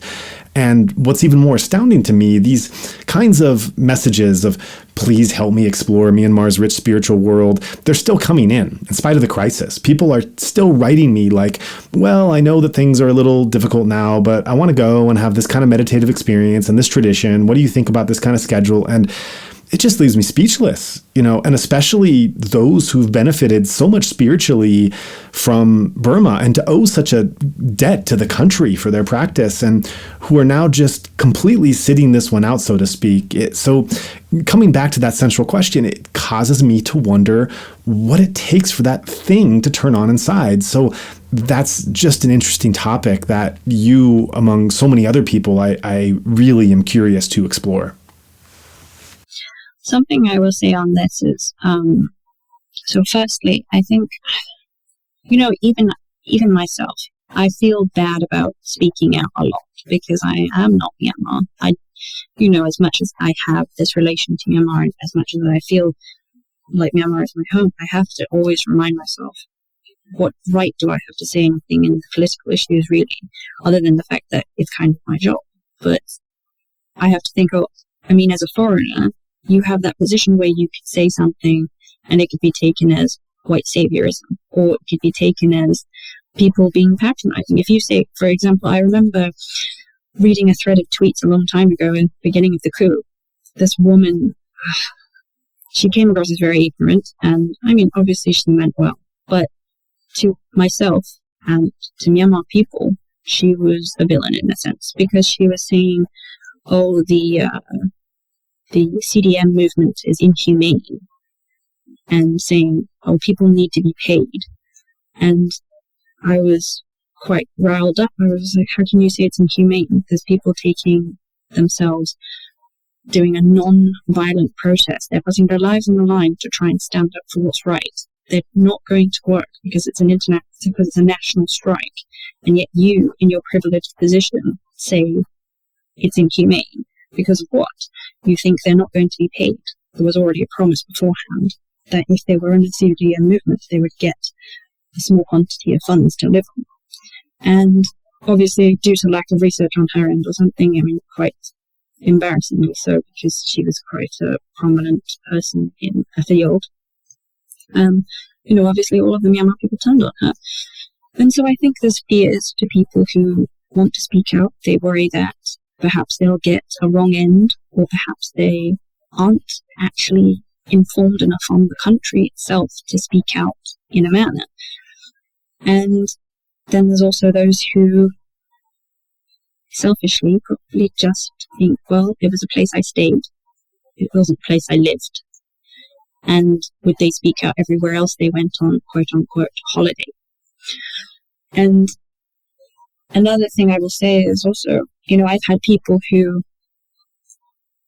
are kind of getting in contact with me, wanting to see Myanmar for themselves, like see what's happening there. And I think it's a level of voyeurism that's quite sickening, certainly to me, because, we have people who are journalists. I won't speak on some journalists that went into the country, because I think I make myself quite clear on that matter. But the journalists in country are doing amazing work. They're putting themselves on the line, they're putting their lives on the line, they're putting their families on the line to try and get the truth out. If you're a foreigner and you want to come into the country just to have a look around, that's the same way as trying to look at, almost trying to look at a dead body for no reason. Like, are you a mortician? Are you a coroner? No. Why are you trying to look at this? This isn't for you. And so I will say that there's a level of voyeurism that comes along with conflict, certainly. And I think when you get into the perspectives of some people who want to speak out, maybe, or just don't want to speak out, there's several layers. And I think certainly there's a lot of people who are speaking out that don't necessarily need to be speaking out, or they don't need to be speaking out on what they are speaking out on. And when it comes to foreigners, some people believe that it's better to stay quiet because they think they don't know enough about the situation. And if you aren't informed, if you aren't educated on a lot of the history of Myanmar and a lot of the subjects, you could say something quite entangling. Like I saw somebody say, oh, the KNU is okay, but KNLA is very bad. And I was like, you do understand what you just said, right? And it's like they hear words, or they hear a little bit about the information that happens in Myanmar, and they might not fully understand it, or they might fully not, they don't know. And so for them, I would say perhaps speaking out, saying simply, the situation is really bad. That's all I know, but it's really bad and I stand against it. That's enough. And if you want to get involved, and if you want to try and educate, it sounds really bad, but if you want to try and educate yourself on the situation, then there's a lot of information out there. And if you want to show support and raise awareness, reach out to people in Myanmar. They're more than happy to tell you everything. They're more than happy to send you photos, and they're more than happy for people on the outside to certainly get involved. That is great. I'm so glad you shifted over to this topic. So now we're looking not just at the question of getting involved or not, and in what ways, but we're also looking at it from the perspective of one's background and what are one's intentions behind the desire to get involved. This is such an important topic. What you're pointing to definitely highlights the necessity of Burmese voices being involved to a greater degree. And two fields that I think are especially important to look at for that are journalism and Burma studies. And, we're seeing this play out in front of us right now. First, in journalism, there is kind of this ongoing discussion that's going on about how recognizing background and identity can easily color the reportage and the journalism. I know that this is a big concern to you as well. Like many others, I know that you were quite concerned and critical about the attention surrounding CNN's Clarissa Ward visiting a few months back. And then regarding Burma studies, I'm really impressed especially with Michael Charney. He has been quite active and vocal in expressing his concerns about mainly white scholars who have made their careers off of some aspect or another of Burmese culture or history, etc., often with little regard as to how the actual people of Myanmar are affected. And he really calls this out where he sees it. Since the coup, Michael Charney has been stressing the importance of having local voices engaged in any scholarship that concerns their own country and culture.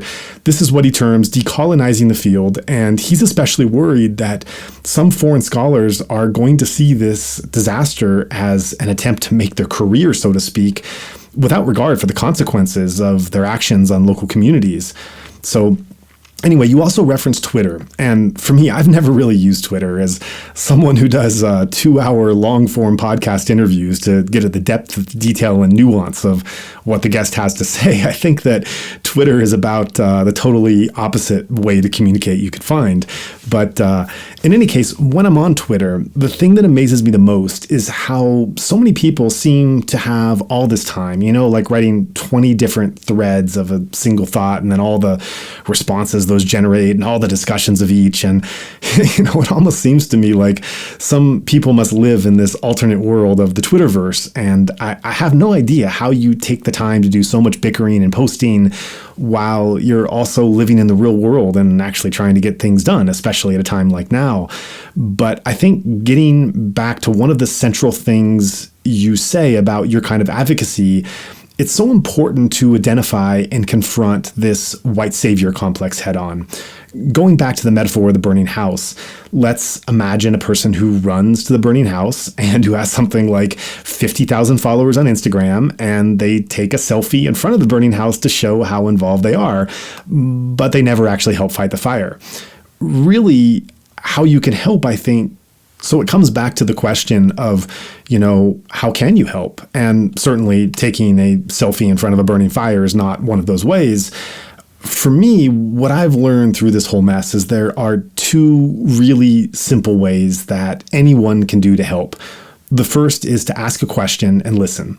How are you feeling? What are you dealing with? What's going on? And again, just listen to the answers. And, that's what I try to do on these podcast episodes, to just ask questions, be curious, listen, and then hopefully have those conversations and those local voices heard by increasing numbers of listeners so that conversation gets extended.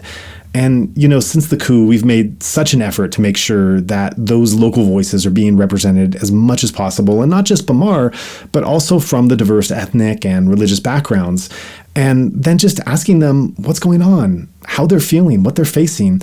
That's one form of advocacy. That's a powerful form of advocacy, just asking questions and listening, and if you can, sharing the answers. Another form of advocacy is saying, I'm there to support you. I'm a friend. I'm a safe person.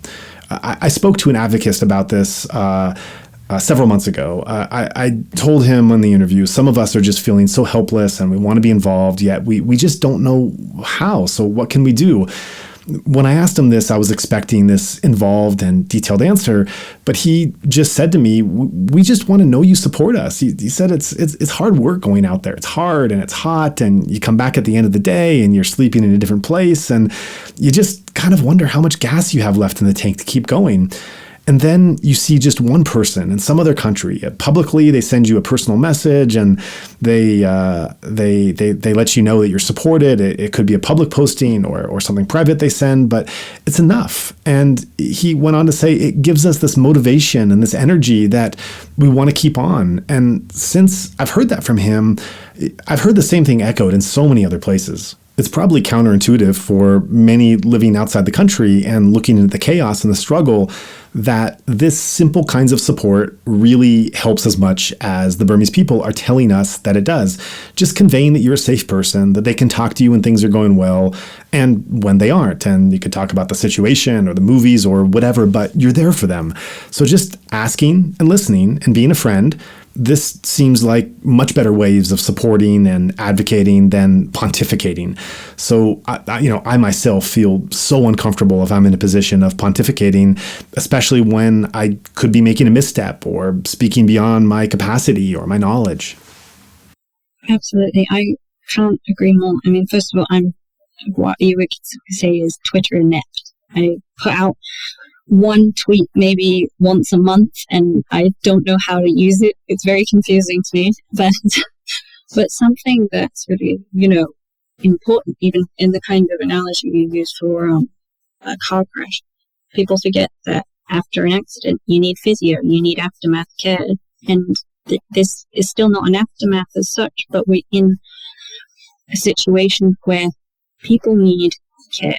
They need help, like basically as you would offer to a victim of domestic violence or of abuse. Because, obviously those things are very prominent within Myanmar, but kind of thinking of it along the lines of they have been abused by their own country in a sense, and they need help. They need help to understand that there's ways out of it. And before I got really swamped with a lot of things, obviously I tried to help through mentorship and also through scholarship, kind of preparation, as well as exam preparation. And people underestimate the pure value of offering just someone some help in regards to, do you need help with this exam? I know this subject. Let me offer some help for you. And it's something I've been trying to set back up again, certainly for foreigners outside, because there's a large number of Myanmar people who are still eligible for a lot of scholarships, and they're missing their opportunity because, one, they've not been able to get to class for such a long period of time, or two, because they aren't aware of how to get through this process. I've offered basically as a standing offer to nearly everyone in Myanmar. I will be a reference for any scholarship that they need.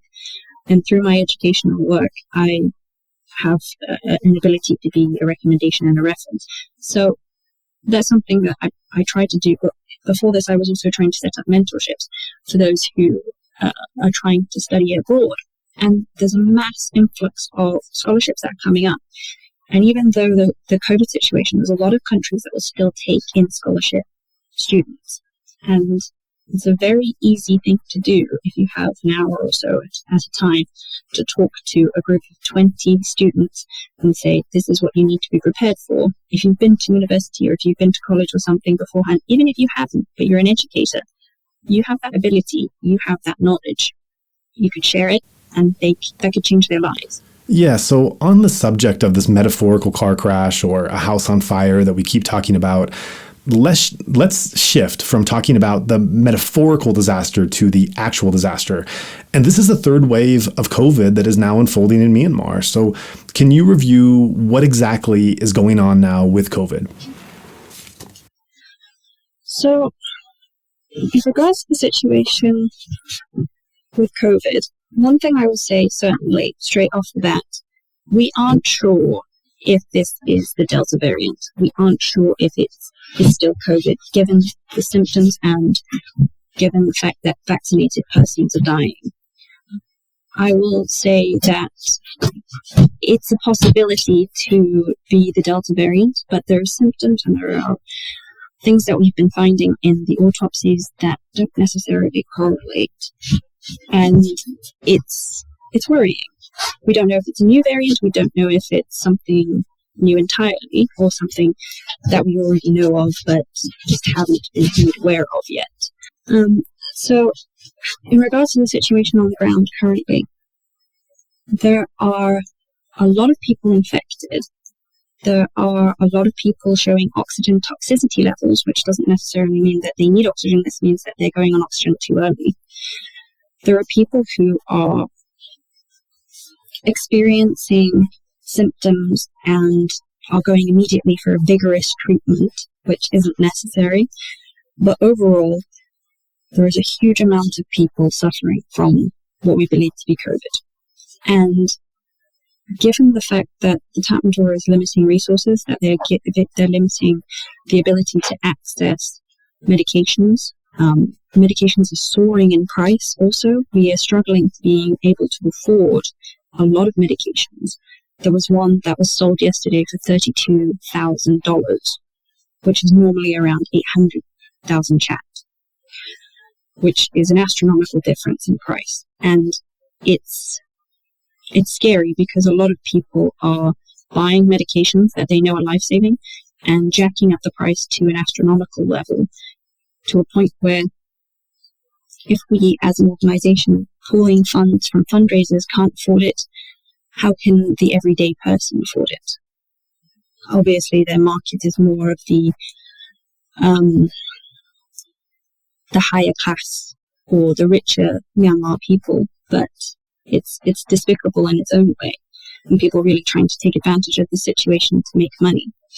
And we are also seeing that there are a lot of people who are suffering not only from poverty, but from lack of resources, because if they have COVID, they're unable to go outside and they're unable to get the resources that they need to live every day.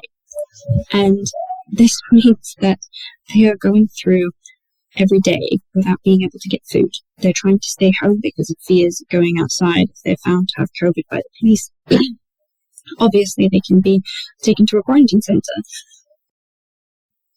which is usually owned by the military. And a lot of people are also fearful of going to the hospital because if they are, for example, CDM workers, and if they have a warrant on their head, then they immediately get taken to prison. And the prisons are absolutely overrun at the moment with people who have diseases. I've been lucky enough to be able to get some people in to see if some of the prisoners are okay. And they are really struggling, not just with COVID, but with other diseases due to lack of medical care or due to lack of attention, and also because they have been beaten or tortured. They have infected wounds, they have really problematic injuries, and with COVID added on top of that, we're looking at people who are not going to have very long, and they have a system within the jails where they find a person who is deceased and they immediately cremate them. So it's almost no knowledge to the outside world when a prisoner dies, and they usually keep it as noted that they are still detained or they have been released and are now missing. So this is something to really note as well. A lot of people who have contacted myself and my organization because something we were doing, especially in the height of the coup, was trying to aid people who are detained and aiding in release and aiding with warrants. We are finding people who are saying, oh, they tell me they're still detained, and it's on my record that they're not detained anymore, and it becomes very worrying. I don't want to be the person to tell them that there's a possibility that their family member has been killed in prison or has died in prison. So just in different realms of situation, COVID is hitting every single factor and every single person differently. We're seeing the everyday public being hit to a point where they have to go to hospital and the hospitals are overrun. We see those who are CDM workers who can't go to hospital and they're dying in their homes. We see the IDP persons, the displaced persons who are hiding and possibly have caught COVID and have no food or supplies and no medications. And then we see those who are detained. And there's so many factors in play that we have to look at them all and how we can help. Right. Well, there's no real playbook for resisting a coup or for managing a pandemic either. And the Burmese are now in a position where they have the unhappy distinction of being called on to do both simultaneously. And in this present moment, your team is doing all that you can to help. So can you tell us about some of those things that you've been working on and where some of the need is? So what we primarily are focusing on. So before the coup, we were a coverall organisation, and we were helping in conflict-affected areas already, and helping with diseases. And then when COVID first hit, we were trying to help with COVID response. And now we're dealing with the coup and COVID. What we're trying to do is we're reaching every single section of Myanmar as much as we can within our realms of ability. We're offering safety precautions in the form of PPE, and we are trying to get vaccinations over the border. We have mobile clinics that we have set up and that we are organising throughout the entirety of the nation, but primarily within larger cities and cluster areas. And then we have back-to-back clinics, which are just very generous volunteers and nurses who have permitted us to take them into locations which can't be taken by truck. And then we have kind of volunteer tents that we are trying to set up, which are medical units for those who are in hard to reach places. They can come down, they can get some food and supplies, they can get checkups. And if they have COVID, for example, we're going to have one bed set up so that someone can stay. It's very difficult within our means, obviously. We have to try and limit our activities, but also increase them. And when we have these mobile clinics, we have to provide safety. So I have to provide safety for every single person in my organization and any single volunteer. I have to provide security for anyone who is working alongside of me. And so for that, it takes a lot to make sure that our resources get to the locations without interference. And it takes a lot for our mobile clinics to be able to take oxygen and to refill oxygen still, because that has now been made technically illegal under the Tatmadaw. They want you to go through their administration to refill oxygen. And it's difficult for us to be able to reach everyone who is sick. We're overwhelmed already. Our mobile clinics are running at full capacity of what they can. We have medications we're buying every single day. We have volunteers waiting in line every single day trying to get oxygen. And we have people on the go consistently. We have medicine being taken to every single place that we can. We're going to people's homes, leaving them some food and leaving them some medications. We're trying to keep up with the volume. And as I have said previously, we're having to almost prioritize. If somebody contacts my team, because our main coordination team, so for example, my transportation manager and then my coordination manager, they don't have medical experience. If somebody calls them and says, my relative has COVID, they need oxygen right now, they say, okay, we can send that right now.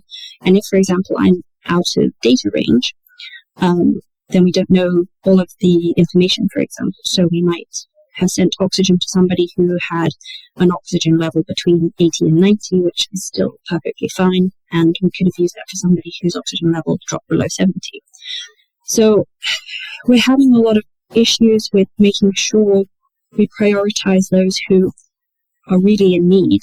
But again, it sounds awful, almost like we're playing, not at God, but playing with people's lives, saying that we have to prioritize over others. But if an elderly person has COVID, they're at a higher risk and they need the oxygen more than if a young, healthy person has COVID, or what is perceived to be COVID currently.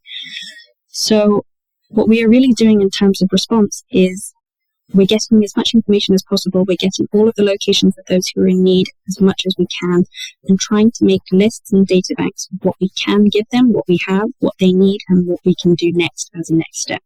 So making sure that we don't wrongly utilize our resources, and making sure that those who have donated to us, for example, have a full, clear awareness where that money went to. For example, if somebody donates to us $100, we know that we can get them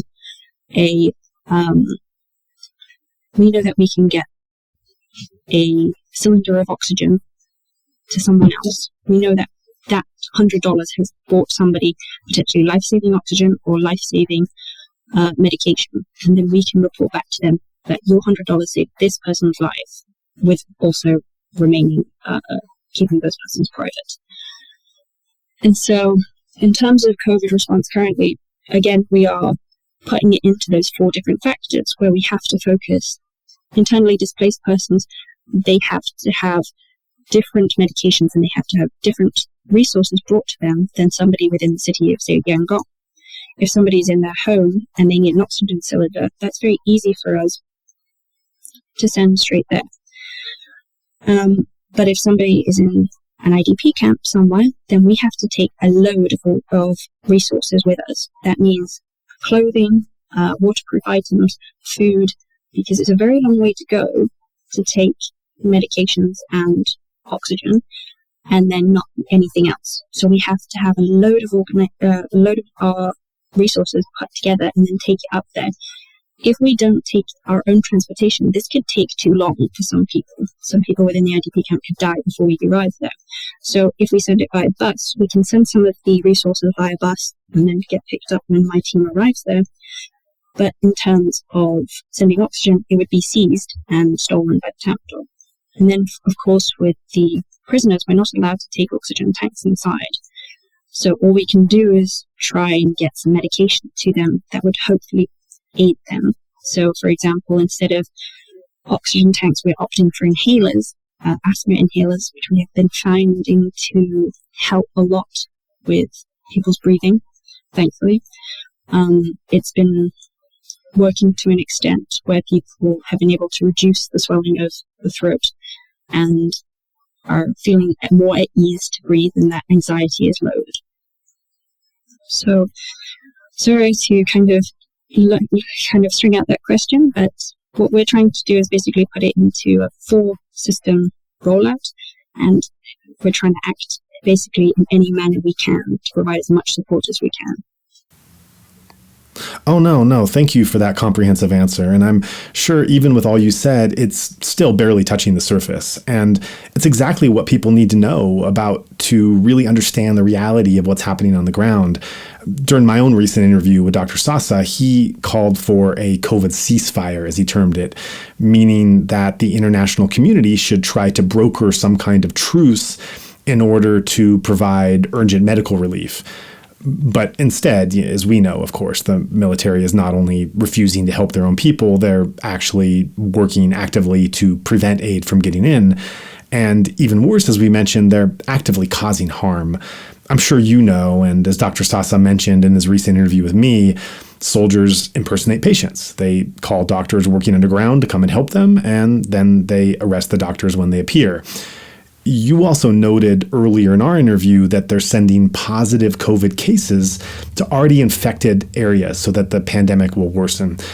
I don't know if there's any evidence of any country in the world over the past year and a half that has not just shown neglect or ignorance or inability, but actual evil, to go back to that word that we touched upon earlier in the talk. To take steps to get more people to actually get infected and perhaps die. So how on earth does one make any sense of this? Do you see any possibility that the international community will finally step up to assist people in any way given the circumstances?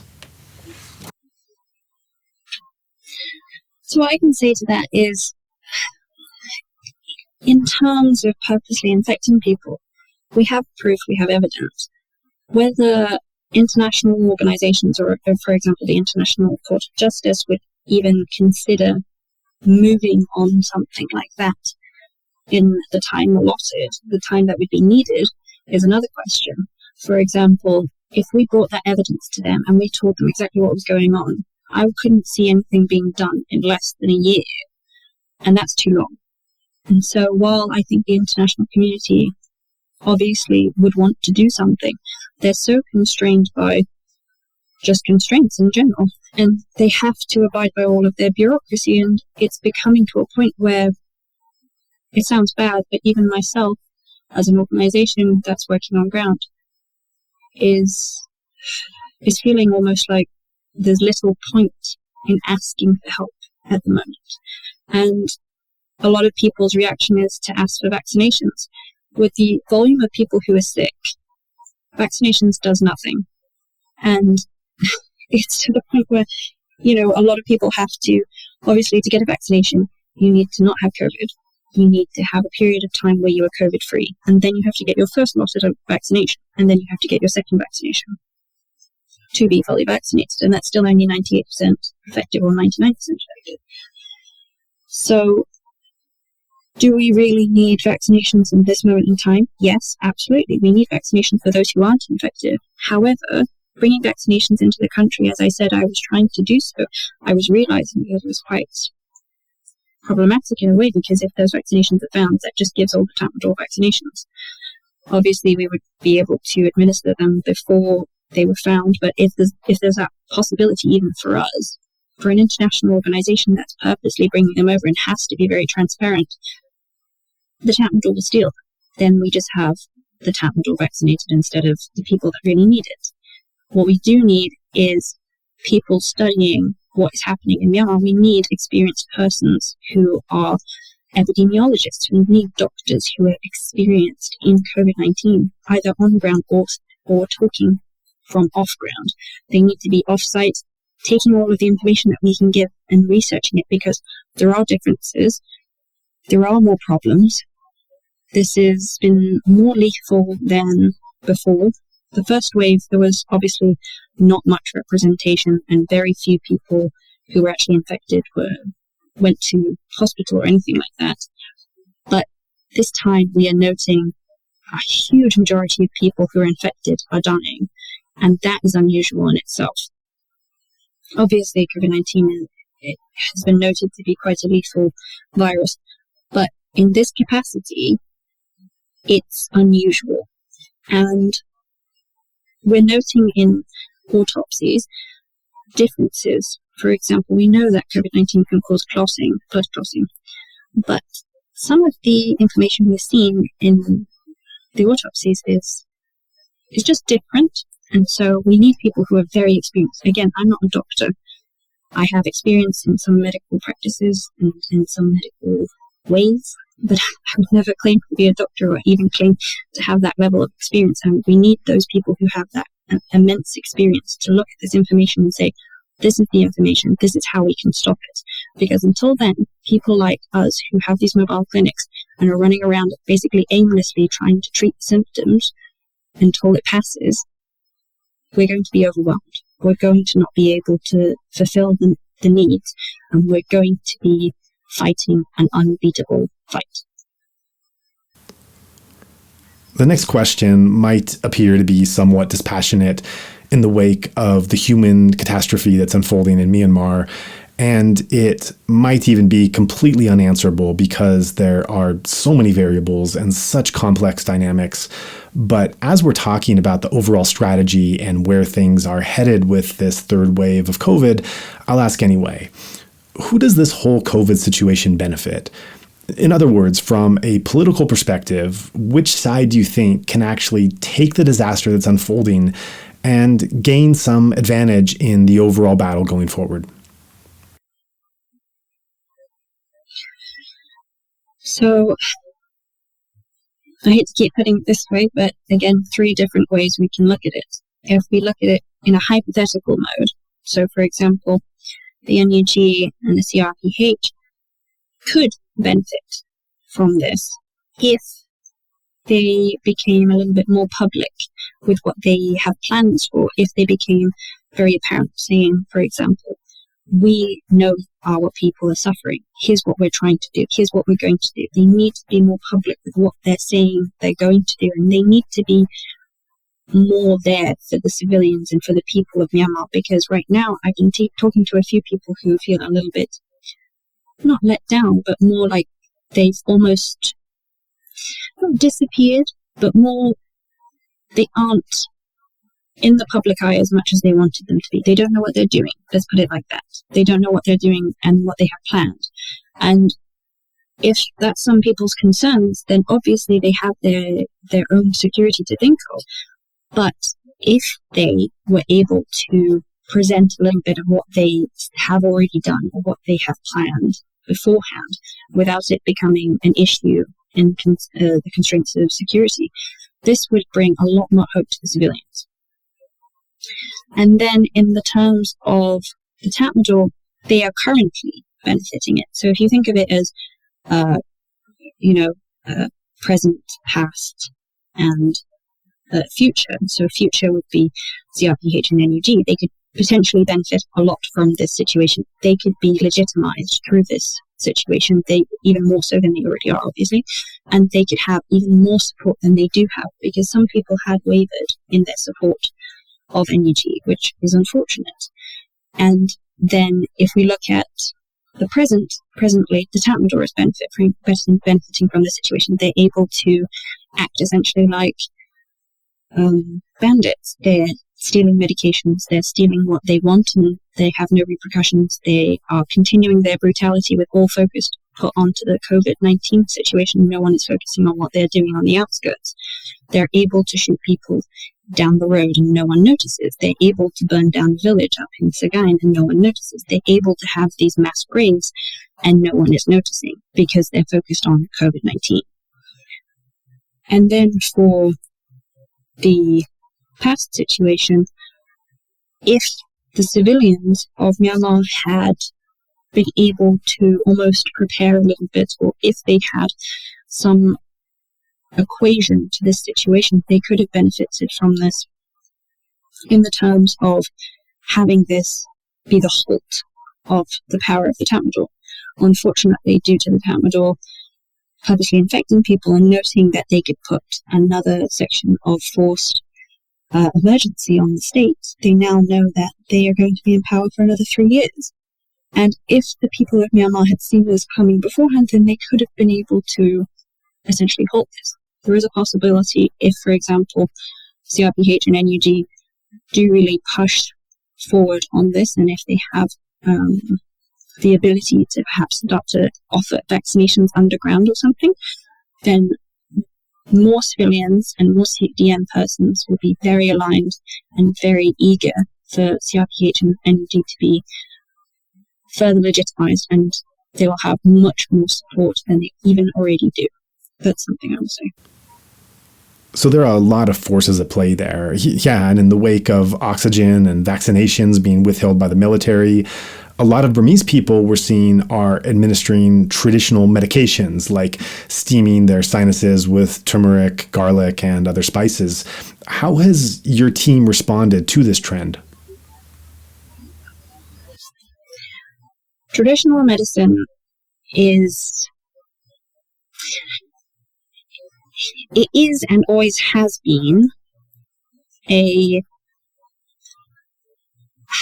don't know how to put it, kind of not a rival of modern medicine, but more, it puts us in a position where we can't tell people they're wrong for taking traditional medicine, because in some cases, some traditional medicine is okay.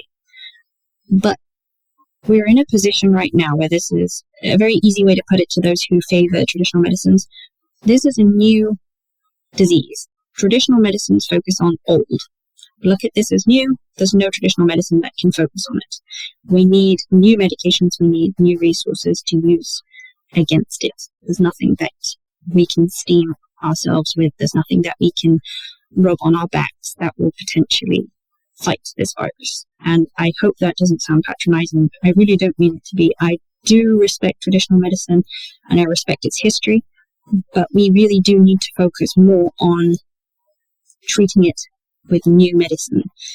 I used to volunteer in a lot of clinics a few years ago in various different areas, and I saw traditional medicine being used, and I don't have a hatred towards it. I have a displeasure because I have seen young people pass away because they used traditional medicine and they should have gone to the doctor.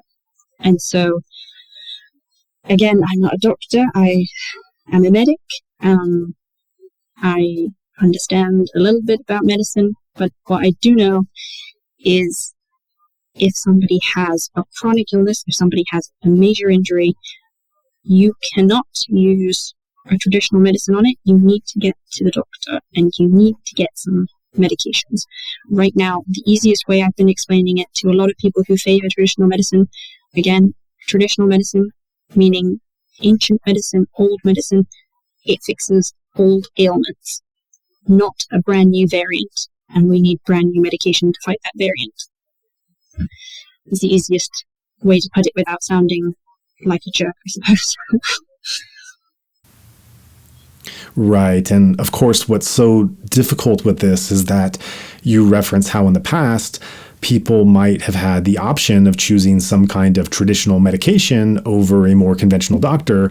But with all we've been talking about now, traditional medicine is the only option.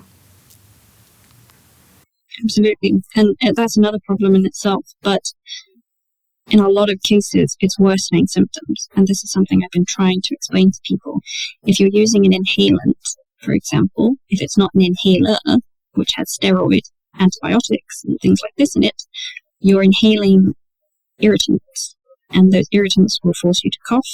They'll get in your sinuses. They'll worsen your symptoms. They could, if you have an oxygen level of 86 and you start inhaling spices, you could then potentially have a coughing fit, and then your oxygen could fall below 80. And then you're in a danger zone. And this is something that we actually have seen happen. And I don't really know very much about traditional medicine, obviously. I know a bit from what I worked with. But again, I don't want to sound ignorant. I don't want to sound patronizing. I have, again, not a hatred for it, but I have a very strong passion against people getting well, and I have a very strong passion of helping people. And if something isn't helping someone and you're administering it to them and you're damaging them, it makes me very mad. It's the easiest way to put it. Sure, understood. Well, I thank you so much for the time that you spent talking to us about a number of really difficult topics, and for all the work that you're doing in Myanmar. And before we close, I just want to ask if there's anything we haven't touched upon in this talk that you'd like to say now, or anything about your insights or feelings about what's going on there. Just one thing, quite simply, I would say, for those who want to get involved and don't know how, remember your time is ultimately valuable. Even if you don't have experience, even if you only have a little bit of time once a week or something, the more people we have helping against this, the more focus we have on it, the more support Myanmar has, the less focus is on the Tatmadaw, the less focus that is on legitimizing their regime, the less focus goes into practice for those who think, well, this is just our new government. That's hope for them. If you want to get involved, if you want to do something, fundraising is a huge thing at the moment. And if you don't know what organization to give to, I can give you a couple right now. Obviously, but maybe some other people aren't sure. The Gaia Food Project in Mandalay, Holding Umbrellas Foundation, is a very good organization as well. I'm not going to be vain and say mine, but... On the contrary, go ahead and be vain and tell us about your organization. No. Obviously, Skills for Humanity, what we're trying to do is we're trying to give aid everywhere that we can. And I promised this, and I have promised it in the past, and I continuously do. If you donate even a single penny or a pound to us, I will tell you exactly where that goes personally, and I will give you the information of what that does. And right now, that's so vastly important. If you donate to a large fundraiser currently, we've noted a few that had fundraised quite a lot of money, and then the person that the people they were supporting, they never got that money. And so you might feel a bit cheated out of your donation. You might feel like you don't want to help out anymore. And so right now, if you want to help out, even if you aren't able to fundraise, even if you aren't able to donate, your time is valuable, you're valuable, and your voice is valuable. You can contact myself, you can contact, obviously, you guys, I don't want to say that, but if you can contact any of these organizations also, and we're there to help. And if we don't reply straight away, know that we're helping someone right there and then, and we'll get back to you and we'll let you know what the options are you could help and what you might feel comfortable doing. Right. Thanks for that. And we'll definitely have all those links in the information about the podcast for your organization, Skills for Humanity, and the great work they do. I know for people listening to the audio, sometimes it's hard to catch everything, so we'll make sure that that's easy to find. And for those who are listening, to go to the show notes on your podcast platform or on the website, and all that information will definitely be there, and it's a very worthy cause. So with that, I'm just incredibly honored to have you on here. Although many of the listeners will not have known of you before, for those that do, you're like this larger than life movie heroine that is overseeing all these things amid unfathomable circumstances. And I know we're not able to go into the details of all of that here for safety, but just for what we have been able to go into, it's really been a delight. And I hope that when freedom comes, we can get the first booking for some of that inside story. Absolutely. Honestly, I am more so just thankful for you and thankful for your work and thankful to anyone who is doing what you're kind of doing as well. It's inherently important at the moment. It's so incomprehensibly doing good. I'm sorry if I just have to say I am really in awe of people like you who have this drive to try and take all of this time out of your day and put so much focus into a project and really try and help in any means that you can. And getting the word out there, as I've said before, is so important. And all of these news sources have basically forgotten about Myanmar, or they're not giving the full story. And when you give people, especially Myanmar people, the format and the platform to say what is happening firsthand, that is something that cannot be measured in value. And weird foreigner here, sorry to kind of speaking on behalf of Myanmar, but when you get the chance to have Myanmar people tell their own story, it's so, so important. And I really do thank you so much for that. And what you're doing is very admirable.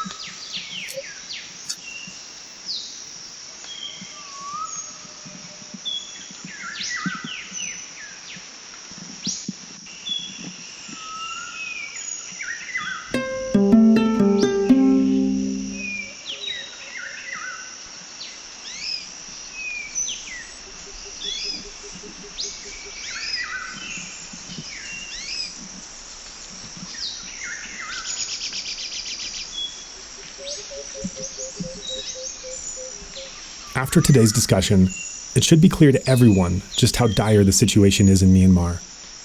We are doing our best to shine a light on the ongoing crisis, and we thank you for taking the time to listen. If you found today's talk of value, please consider passing it along to friends in your network.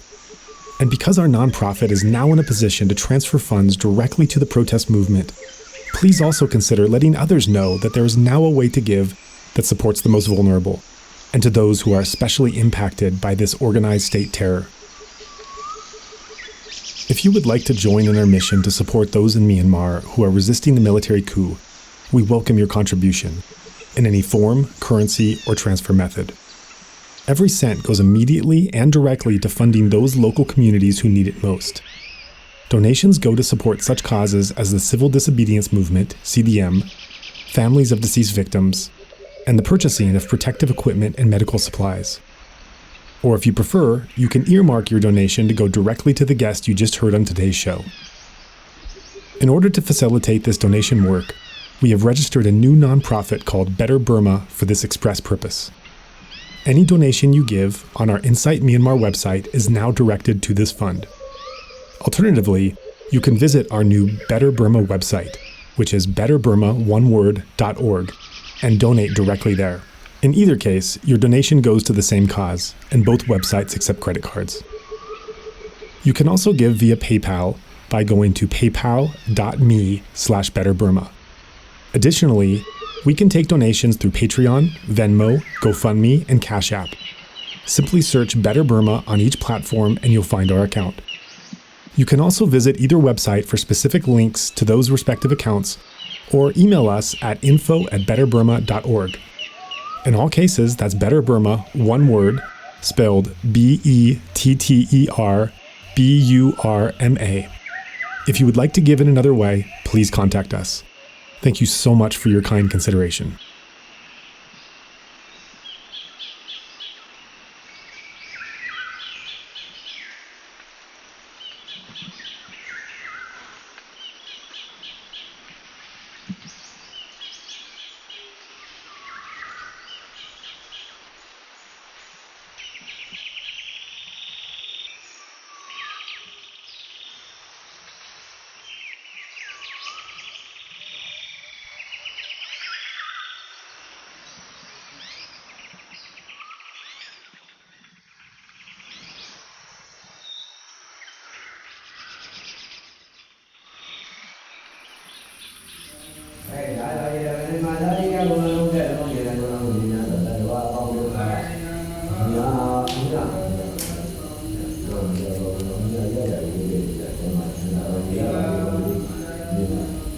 Yeah.